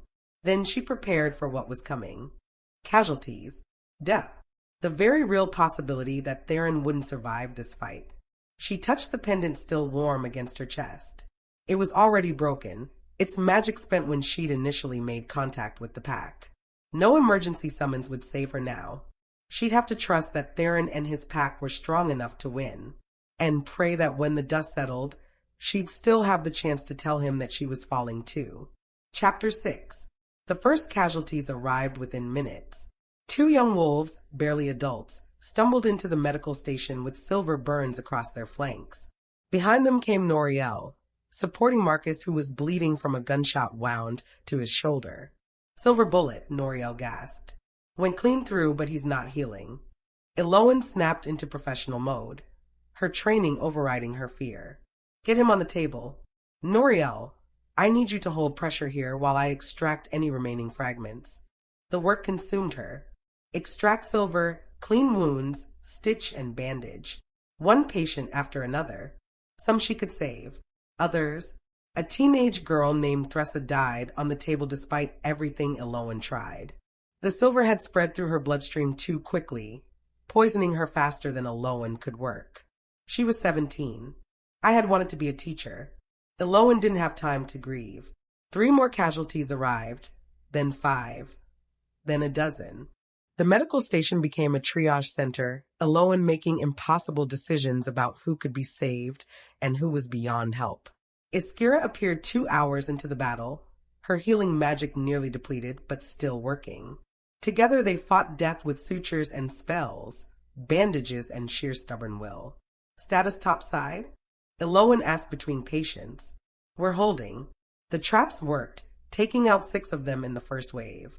Iskira's hands glowed silver as she sealed a chest wound. But they adapted faster than expected. Professional soldiers. They're using our own tactics against us. Theron, alive, fighting. He took down 3 himself. Iskira's expression was grim. But Nikolai is with them. He's targeting Theron specifically, trying to draw him into a trap. Elowen's hand still. I need to warn him. You need to stay here. Iskira grabbed her wrist. You're doing more good here than you would out there. Every person you save is 1 more fighter who might make the difference. She was right. Elowen knew it. But the knowledge that Theron was being hunted, that Nikolai wanted him dead specifically, made her chest ache with fear. A massive explosion rocked the caves. Dust rained from the ceiling. Someone screamed. That was the north building, Iskira said, her face pale. They're using the explosives. More wounded flooded in.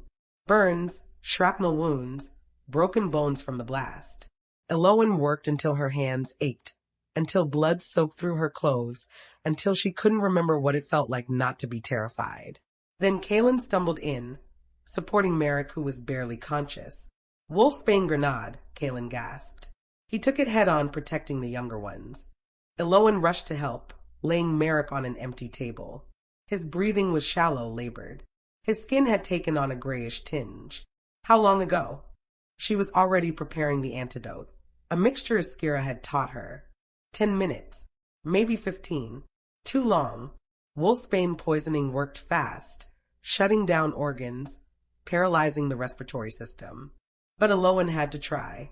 She worked frantically, administering the antidote, using every trick she'd learned. Iskira joined her magic wrapping around Marek's failing body, trying to buy time. "Come on," Elowen whispered. "Don't you dare die on me." Marek's eyes fluttered open, unfocused. "Elowen, I'm here. Stay with me. The pact, You're winning, but you need to stay alive to see it." Elowen checked his vitals, relief flooding through her as they stabilized slightly. "That's it. Keep breathing." Kalen watched from beside the table, his expression raw. "Thank you for saving him. For all of this. Thank me when this is over." Another explosion. Closer this time. The cave system shook. "They're pushing toward the caves," Iskira said, her voice tight. "They figured out this is where we moved everyone important. Can we seal the entrance?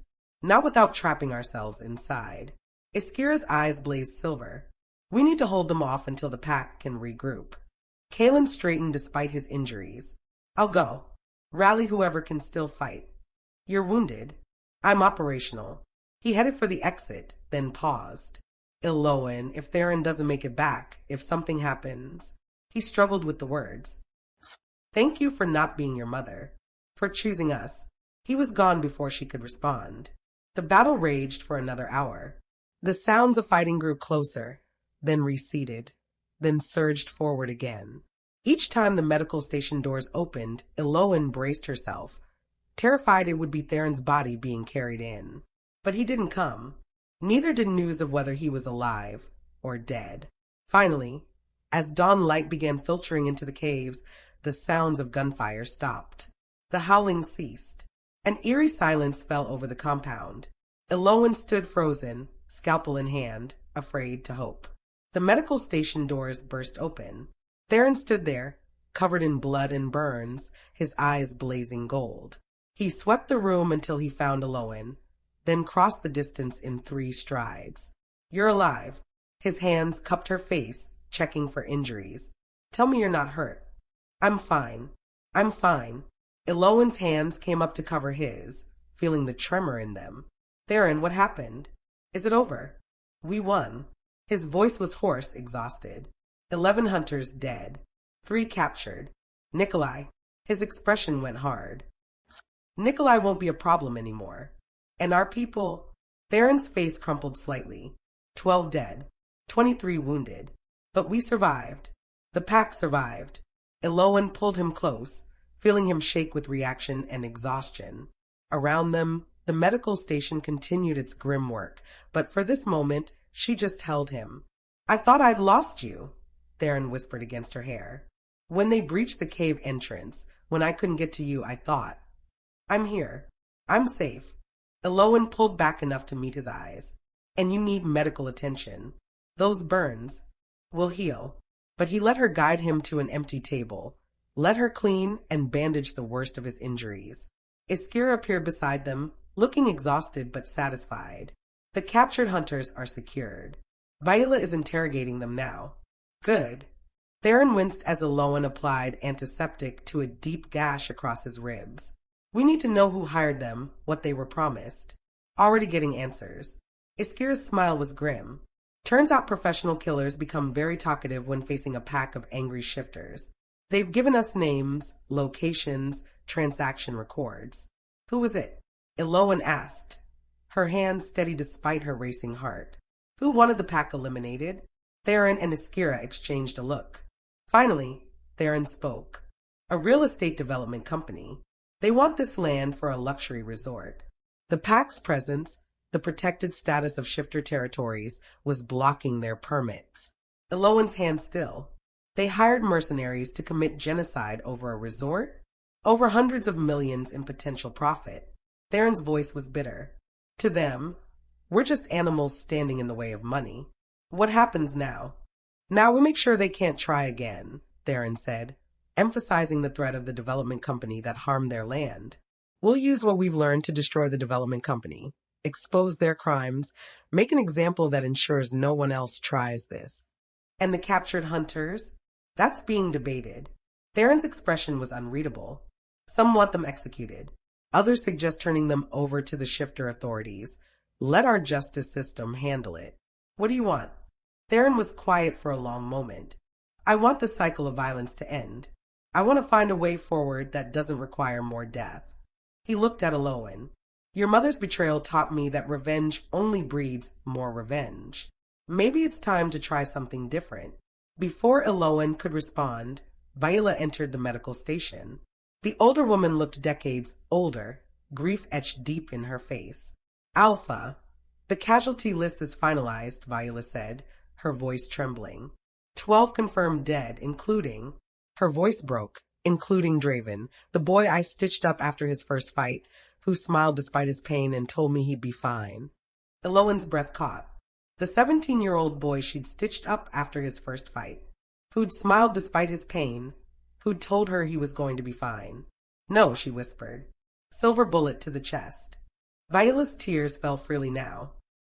He died protecting the children's evacuation route. Held off 3 hunters long enough for the young ones to escape. Theron's hand found Elowen's, gripping tight. He died a hero. He died as a child. Elowen's voice shook. He was 17 years old. He should have had decades ahead of him. But he chose to use the time he had protecting others. Theron's thumb brushed across her knuckles. That matters. That means something. Viola nodded. We'll honor them all. Tonight, when the wounded are stable, we'll gather for the morning rites. She looked at Elowen. You should attend. You've earned the right to grieve with us. The morning rites began at sunset. The pack gathered in the main clearing, what was left of it after the battle. 12 bodies lay on pyres, wrapped in white cloth, surrounded by flowers and personal belongings. Elowen stood beside Theron as pack members came forward one by one to speak about the fallen. Stories of bravery, of kindness, of lives cut too short. When they reached Draven's pyre, his mother spoke through tears of his gentleness and his dreams of becoming a teacher like Thressa, about how he'd always been too kind for this world, too quick to help others. Elowen felt tears streaming down her face. She'd only known him for hours, but his death felt personal. A bright light extinguished too soon. Theron's hand found hers in the darkness, holding tight. After all the eulogies were spoken, Theron stepped forward as Alpha. He raised his hands, and the pack fell silent. We gather tonight to honor our fallen, he began, his voice carrying across the clearing. 12 lives given to protect this pack, this territory, this family we've built over generations. Their sacrifice will not be forgotten. He paused, his eyes sweeping the assembled shifters. But we also gather to acknowledge a truth we've avoided for too long. This attack happened because humans see us as monsters, as threats, as obstacles to be eliminated. His gaze found Elowen. But there are humans who see us differently, who risks everything to protect us, who reminds us that the divide between our species is not as absolute as we believed. Murmurs rippled through the crowd. Elowen Marrowyn walked into a hunter's den and lied to their faces to save us, Theron continued. She worked for hours in the medical station, saving lives, asking nothing in return. She chose us when she could have chosen safety. He held out his hand to her. And I'm asking the pack to choose her in return, to accept her not as an outsider, not as a human to be tolerated, but as one of us, as a pack. The silence was deafening. Elowen's heart hammered as every eye turned to her. Some faces showed acceptance, even warmth. Others were hostile, suspicious. This was the moment, the choice that would determine whether she had a place here or would always be an outsider. Kalen stepped forward. The red-haired man who'd lost his sister to Catherine's betrayal, who'd had every reason to hate Elowen. I vote to accept her, he said clearly. She's proven herself, proven she's nothing like her mother. One by one, others stepped forward. Iskira, Viola, and Merrick are still weak but standing. Even Lorcan, who'd been one of the most vocal opponents, gave a grudging nod. The vote is called, Theron said formally. All in favor of accepting Elowen Marrowyn as a pack, as family, make yourselves known. Nearly every hand rose. Not all. A few shifters stood silent, their objections clear. But the majority spoke. Then it's decided. Theron's smile was bright and genuine. Elowen Marrowyn is a pack. The celebration that followed was muted, tempered by grief, but real.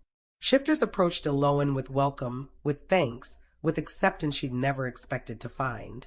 As the pyres were lit, sending smoke and spirits skyward, Elowen stood beside Theron and felt something shift in her chest. A belonging she'd searched for her entire life. "How does it feel?" Theron asked quietly. "To be packed?" "Terrifying," Elowen admitted. "And perfect. You can still leave. The choice is still yours." Elowen looked at him, at this impossible man who'd offered her freedom even as he hoped she'd stay. "I know, but I'm not going anywhere." Relief flooded Theron's face, even knowing what it means. The danger, the responsibility, the fact that you'll never be fully human again. Especially knowing that. Elowen took his hand. "I spent my whole life feeling like I didn't belong anywhere. With humans, I was too different, too drawn to the wild things. And I've spent the last weeks terrified and exhilarated and more alive than I've ever been." She squeezed his fingers. "I found my place, Theron. Here. With you. With them." Theron pulled her close, his arms wrapping around her. "I love you," he said, the words easier now. "I know it's fast, I know it's complicated, but I love you. I love you too." Elowen tilted her head back to meet his eyes. "And I'm choosing to stay. Not out of obligation or duty, but because this is where I belong." He kissed her then, soft and deep and full of promise. Around them, the pack howled their approval, voices rising to the sky. When they finally broke apart, both breathless, Elowen saw Viola watching with knowing eyes and a gentle smile. "There's still one thing we need to discuss," Theron said, his expression growing serious. "Your mother. You asked for the truth about what happened to her." Elowen's stomach clenched. "Nikolai said you hunted her down. Made it look like an accident." "Nikolai lied." Theron guided her away from the crowd, toward a quieter section of the clearing. "Catherine did die in these woods, but not because we killed her." "Then what happened?" Theron was silent for a long moment, clearly choosing his words carefully. "After the attack she enabled, after 6 of our people died, I gave the order to find her. To bring her back for justice. Not execution," he added quickly. "Trial. Banishment. Some consequences that didn't involve death. But we found her 3 weeks later at the base of Miller's Cliff.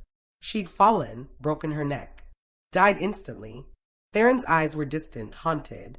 The evidence suggested she'd been running, looking back over her shoulder. "She missed her footing. Running from you. Running from her guilt, maybe. Or from hunters who decided she was a liability." Theron met her gaze. "We never found out who she was running from that day. But I've spent 15 years wondering if she saw us coming, if she was so terrified of facing what she'd done that she ran without looking where she was going." Elowen felt tears burning her eyes. "So it was an accident." "Yes and no. She died because of the choices she made, because of the situation she created. But no one laid a hand on her." Theron's voice was rough. "I want you to know that. I wanted her to face justice, to answer for what she'd done. But I never wanted her dead." "Did you love her? Even after the betrayal?" "I loved who I thought she was. The reality of who she actually was." He shook his head. "I mourned the loss of the woman I'd imagined, not the person who led hunters to our door." Elowen understood. She'd mourned a mother she'd never really known, a ghost built from childhood memories and unanswered questions. "Thank you," she said quietly, "for telling me the truth. You deserved it." Theron pulled her close again. "No more secrets. No more half-truths. From now on, we face everything together." "Together," Elowen agreed. They stood in the clearing as the pyres burned, and the pack mourned and celebrated in equal measure. 12 lives lost, but the pack survived. The threat was eliminated, and Elowen, daughter of a traitor, had found her home among the very people her mother had betrayed. It wasn't the ending anyone could have predicted, but it was theirs. And as Theron held her close and the pack howled their ancient songs to the moon, Elowen knew she'd made the right choice. She was packed. She was family. She was home. Chapter 7. 3 months later, spring transformed the mountain. Elowen stood on the newly rebuilt North Terrace, watching the sun rise over the forest. The construction had taken weeks, the entire pack working together to repair the damage from the hunter attack. But now the compound looked stronger than before, reinforced and redesigned with both beauty and security in mind. Behind her, she heard footsteps. Theron's arms wrapped around her waist, pulling her back against his chest. "You're up early," he murmured against her hair. "Couldn't sleep. Too much on my mind." The hearing. Elowen nodded. Today was the day. The captured hunters had been turned over to shifter authorities. Still, the real estate company behind the attack was facing legal action in human courts. Elowen had been called to testify about what she'd witnessed, what she'd learned during her infiltration. "You don't have to do this," Theron said. "We have enough evidence without your testimony." "I want to." Elowen turned in his arms to face him. "Those people need to face justice. Human justice. It sends a message that shifters aren't just going to disappear quietly when it's convenient. You realize this will expose you. Your involvement with the pack will become public knowledge." "Good." Elowen's voice was firm. "I'm tired of hiding. Tired of pretending the two worlds can't coexist." She touched his face. "You've spent centuries in the shadows, hiding what you are. Maybe it's time to step into the light." Theron's expression was conflicted. "It's dangerous. If humans know shifters exist, some already do. The hunters, their employers, and probably dozens of others." Elowen leaned into him. "But what if instead of hiding, we showed them a different narrative? Not monsters to be feared, but people trying to live peacefully." "You're talking about revealing our existence to the world. I'm talking about selective disclosure, controlled contact, building bridges instead of walls." Elowen pulled back to meet his eyes. "I know it's risky, but staying hidden hasn't kept you safe. It just made you vulnerable to people like Nikolai and his employers." Before Theron could respond, Iskira appeared on the terrace. "Alpha," the councils gathered. "They're ready to discuss the proposal." Theron sighed. "Timing could be better." "The timing is perfect," Iskira said with a knowing smile. "Change is already coming. We might as well shape it." The council chamber had been one of the first structures rebuilt. Now it gleamed with new stone and timber, a symbol of the pack's resilience. Elowen took her seat beside Theron, still getting used to her new position. Pack member, Theron's mate, though they hadn't formalized it with the traditional claiming ceremony yet. Voice on the council, earned through blood and choice. Around the circle sat the familiar faces: Vaila, Kalen, Lorcan, Merrick, Iskira, and a dozen others. The leadership that had guided the pack through its darkest hour was now tasked with navigating an uncertain future. "We've received responses to our inquiries," Viola began, her voice stronger than it had been in months. 3 neighboring packs are interested in allying. They face similar pressure from human development, similar threats. They believe unified, we're stronger. An alliance means shared resources, shared intelligence, Merrick added, but also shared risk. If one pack is exposed, all are exposed, which is why we need to discuss Elowen's proposal. Theron's hand found hers under the table, a show of support. Controlled disclosure.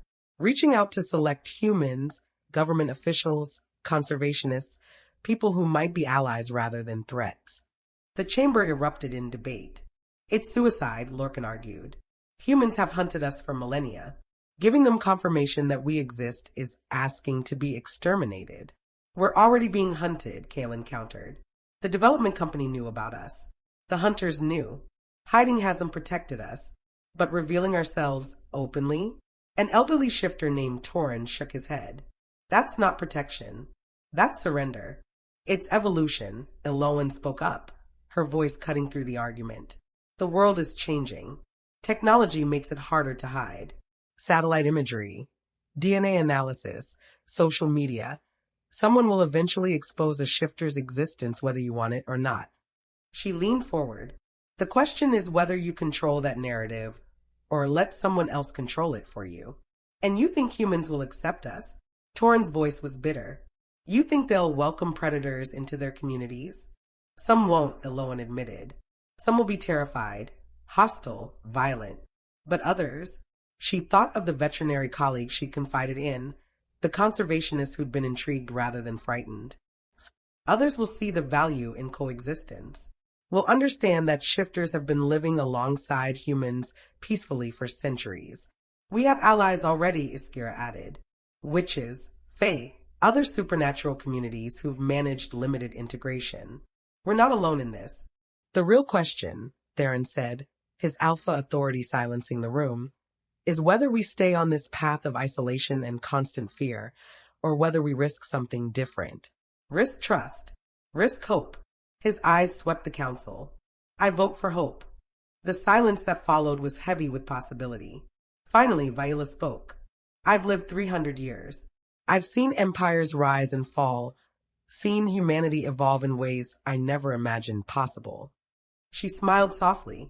Maybe it's time to believe they can evolve enough to accept us, too. I vote for disclosure. One by one, others added their voices. Not unanimous, but a clear majority. Then it's decided, Theron said. We move forward carefully, strategically. Elowen will testify today. We'll use the trial to begin shifting public perception, and we'll reach out to potential allies in government and conservation. And if it goes wrong, Lorcan asked, then we adapt. We've survived worse. Theron stood, signaling the meeting's end. But I believe in this pack.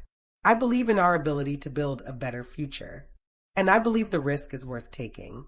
The courthouse was a study in controlled chaos. The media packed the steps, cameras tracking everyone entering the building. The real estate company's executives arrived in expensive suits, flanked by lawyers. And Elowen, dressed in simple professional clothes, walked through the crowd with Theron at her side. The cameras went wild. Dr. Marrowyn, is it true you infiltrated a mercenary group? Mr. Ashford, what's your connection to this case? Are the rumors about supernatural involvement accurate? They didn't answer, just kept moving. Inside the courthouse, security was tight. Elowen was separated from Theron and led to a witness room, while he took a seat in the gallery. The hours waiting were torture. But finally she was called. The courtroom was packed. Elowen took the stand, placed her hand on the Bible, and swore to tell the truth. And then, under the careful questioning of the prosecution, she did. She told them about finding a dying wolf, about being brought to a community in the mountains, about the hunters who'd been hired to eliminate that community, about infiltrating their operation and learning that the real estate company had funded mass murder to clear land for development. And this community, the prosecutor asked carefully, what was its nature? This was the moment, the choice that would change everything. Elowen took a breath. They were shifters, people with the ability to transform into wolves. They've lived in these mountains for generations, harming no one, simply trying to exist peacefully. The courtroom exploded. The judge called for order, but the damage was done. The word was out. Shifters were real, and a respected veterinarian had just confirmed it under oath. The defense attorney tried to discredit her, suggesting she was delusional or complicit in some elaborate fraud. But Elowen had evidence. Photographs of injuries that only silver could cause. Testimony from other pack members who'd agreed to come forward. Documentation of the hunters' specialized equipment. By the time she stepped down, the narrative was set. A real estate company had attempted genocide against a peaceful community, and that community happened to be something out of myth. The media feeding frenzy that followed was unprecedented. The pack compound was under siege by reporters within hours. Drones tried to fly over the perimeter. News helicopters circled. Every major network wanted an interview with the wolf people. Theron handled it with surprising grace. He gave one carefully controlled press conference, standing before cameras with a dozen pack members behind him. We are shifters, he said. We've lived in these mountains for over 300 years. We've never harmed humans unless in self-defense. We pay taxes, follow laws, and contribute to our communities. The only thing that makes us different is our ability to transform. He shifted then, right there on camera. The transformation was fluid, beautiful, controlled. The massive black wolf stood before the cameras for exactly 10 seconds, then shifted back. We're not monsters, Theron continued. We're people with an unusual gift, and we're asking for the same rights and protections afforded to any other minority community. The questions that followed were chaotic, but Theron answered what he could. Yes, there were other shifter communities. No, they didn't eat humans. Yes, they could control their transformations. No, silver wasn't a myth. It was surreal, watching centuries of secrecy dissolve in an hour-long press conference. That night, curled against Theron in the privacy of his quarters, Elowen watched the news coverage. "We're the lead story on every network," she murmured. "This is bigger than I imagined. There's no going back now." Theron's arms tightened around her. "Whatever happens next, we face it together." "Are you scared?" "Terrified." He pressed a kiss to her temple. "But also hopeful. For the first time in centuries, I'm hopeful." Elowen's phone buzzed, a text from her former colleague at the Veterinary Association. "You're either the bravest person I know or completely insane. Possibly both. Coffee next week? I have about 1,000 questions." She showed Theron, who laughed. "See, allies already. 1 down, 7 billion to go. We'll get there." Theron shifted to look at her, his amber eyes warm in the firelight. "I have something to ask you." Elowen's heart skipped. "What?" "Marry me." The words hung in the air between them. Simple. Impossible. Perfect. "Marry you." Elowen's voice came out breathless. "In the human way, with certificates and ceremonies. And in the shifter way, with claiming and bonding." Theron cupped her face. "I want everyone, human and shifter, to know you're mine and I'm yours. I want to build a life with you that bridges both our worlds." Tears blurred Elowen's vision. "That's a terrible proposal." No ring, no planning, just blurting it out while we watch news coverage of our lives imploding. "Is that a no?" "That's a yes, you impossible man." She kissed him fiercely. "Yes, I'll marry you. Yes, I'll be your mate. Yes to all of it." Theron's smile was brilliant. He kissed her back, deep and claiming, and Elowen felt the bond between them strengthen, solidify into something unbreakable. When they finally broke apart, both breathless, Theron rested his forehead against hers. "I love you, Elowen Marrowyn, soon to be Ashford. I love your courage, your compassion, your stubborn refusal to accept that things can't change. I love you, too, Theron Ashford. I love your strength, your dedication to your pack, your willingness to hope even when hope seems impossible." They stayed like that, wrapped in each other, as the world outside processed the revelation that would change everything. The trial concluded 2 weeks later. The real estate executives were found guilty on multiple counts, including conspiracy to commit murder, fraud, and attempted genocide. The sentences were severe enough to send a message that shifter lives mattered under human law. But the real victory came in the aftermath. Congress began drafting legislation to protect shifter communities. Conservation groups reached out to establish dialogue. Universities wanted to study shifted biology, culture, and history. There was backlash, too. Hate groups formed. Protests erupted. Violence flared in some cities. But the tide was turning toward acceptance more than Elowen had dared hope. The wedding was planned for the summer solstice, combining human and shifter traditions. It would be small, intimate, just the pack and a few carefully chosen human guests. Elowen stood in her old clinic, now managed by a colleague who knew her secret and kept it, packing up the last of her personal belongings. She was keeping the practice, but working remotely, splitting her time between treating animals and helping establish the first shifter-human medical exchange program. Her phone rang, an unknown number. She answered cautiously. "Hello." "Elowen." The voice was female, older, achingly familiar. Elowen's breath caught. "No, you're dead. I've been doing a lot of things. Death is the most recent lie." Catherine Marrowyn's voice was rough with emotion. "I saw you on the news. Saw what you've done, how you've helped them. I needed to call, needed to tell you." "Tell me what?" Elowen's voice shook with rage and grief and confusion. "Tell me you've been alive all these years while I thought you were dead. Tell me you're calling now after everything. To tell you I'm sorry." Catherine's voice broke. "I'm sorry for abandoning you, for the choices I made, for the pain I caused. And to tell you I'm proud. So incredibly proud of the woman you've become. Where are you?" "Somewhere safe. Somewhere far from those mountains and the memories." A pause. "I can't come back, Elowen. Too much has happened, too much blood spilled. But I wanted you to know I'm alive. And I wanted to hear your voice one more time." Elowen gripped the phone so hard her hand ached. "Did you love him?" "Theron?" "Yes, more than I was brave enough to admit." More than I was strong enough to fight for.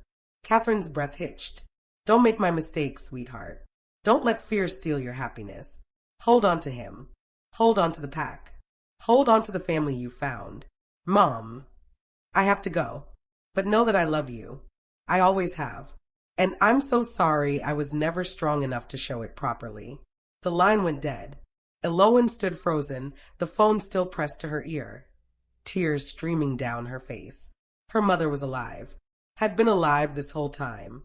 And had just said goodbye, probably forever. Strong arms wrapped around her from behind. Theron, who'd been waiting in the truck, must have sensed her distress. What happened? He asked gently. My mother. Elowen's voice was barely a whisper. She called. She's alive. Theron stiffened. Where is she? Gone. Somewhere far away. She called to. Elowen turned in his arms. To apologize, and to tell me not to make her mistakes. Do you want to find her? Elowen thought about it, really considered it, then slowly shook her head. No. She made her choices. I've made mine. We're different people on different paths. She touched Theron's face. My family is here now. With you. With the pack. Relief flooded his expression. Are you sure? I've never been more sure of anything. Elowen kissed him softly. Take me home, Theron. Take me to our family. They drove back to the mountain as the sun set, painting the sky in shades of gold and crimson. The compound came into view. Lights glowing warm in windows, smoke curling from chimneys. Home. Children played in the clearing, shifter pups and human kids from neighboring families who'd made peace with their supernatural neighbors. Viola tended her garden. Kaelin and Merrick worked on rebuilding the training grounds. Iskira supervised the construction of a new healing center, designed to treat both shifters and sympathetic humans. Life continued. The pack adapted, and Elowen, daughter of a trader, had become a bridge between worlds. As they walked through the compound hand in hand, pack members called out greetings. Some are still wary, but most are welcoming, accepting. That night, gathered around a bonfire with the entire pack. Theron stood and raised his hand for silence. 3 months ago, we faced our darkest hour, he began. We were attacked, threatened with extinction, forced to make impossible choices. But we survived. Not just survived, we evolved. His eyes found Elowen in the crowd. Because one person chose courage over fear, chose us over safety, chose to believe that bridges could be built where walls once stood. He held out his hand. Elowen stood and moved to his side. Elowen Marrowyn came to us as a stranger, Theron continued. She stayed as a friend. She fought as a family. And soon, she'll be my mate, my partner, my equal in all things. He turned to face her fully. In front of our pack, our family, I claim you as mine. Do you accept it? This was it. The formal claiming. The shifter bonding that would tie them together for life. Elowen looked out at the assembled faces. Viola, tears streaming down her cheeks. Kaelin, smiling with genuine warmth. Iskira, radiant with approval. And dozens of others, pack members who'd come to accept her, to trust her. Her family. I accept, Elowen said clearly. I claim you as mine, Theron Ashford. And I claim this pack as my own. My family. My home. Theron pulled her close and kissed her as the pack erupted in howls, their voices rising to the moon in celebration. When they broke apart, Theron's eyes blazed gold. Ready for the next adventure? Elowen laughed, joy bubbling up from somewhere deep. With you? Always. And as the pack danced and celebrated under the stars, as humans and shifters mingled in harmony, as the future unfolded with all its uncertainty and promise, Elowen knew she'd found what she'd been searching for her whole life.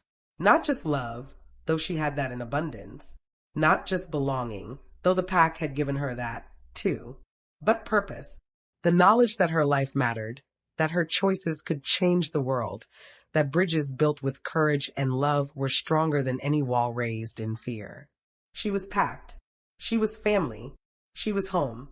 And the story was just beginning. Chapter 8. 1 year later. The Shifter-Human Alliance headquarters occupied what had once been an abandoned government building in Portland. Now it bustled with activity. Shifters and humans working side by side, drafting legislation, coordinating with other supernatural communities, building the framework for a new kind of society. Elowen stood at the window of her office, one hand resting on her swollen belly, watching the city move below. 7 months pregnant with twins, according to Iskira's examinations. The first confirmed shifter-human hybrid children in recorded history. The pregnancy had been complicated, terrifying, miraculous. No one knew if the babies would be fully human, fully shifter, or some combination. Medical teams from 3 countries were monitoring her, documenting everything.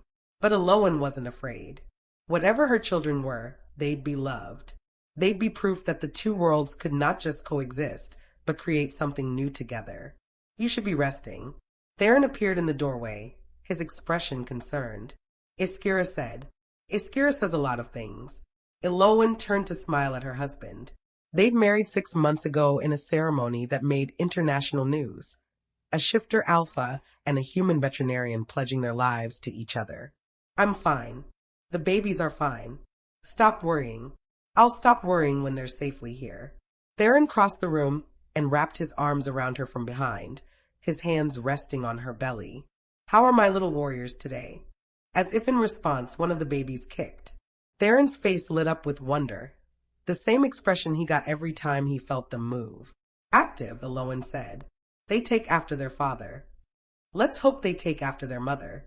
Her courage, her compassion, her ability to change the world. A knock interrupted them. Kaelin appeared, holding a tablet. Sorry to interrupt, but we have the vote results from the Senate. Elowen's heart raced. The Supernatural Integration Act, legislation that would formally recognize shifters and other supernatural beings as protected citizens, had been in debate for months. And Theron asked. Kaelin's smile was brilliant. It passed, 62 to 38. The president is expected to sign it within the week. Elowen felt tears spring to her eyes. We did it. We actually did it. You did it, Kaelin corrected. Your testimony started this. Your courage made people believe change was possible. Our courage, Elowen said firmly. All of us, the pack, the other shifter communities, the humans who stood up and said this was right. She looked at Theron. We built this together. Later that night, back at the mountain compound, they celebrated with the pack. The legislative victory was huge, but the real triumph was smaller, more personal. Viola had officially retired, passing her position as pack elder to Iskira. Kaelin was courting a human woman from town, a teacher who'd been one of the first to reach out after the revelation.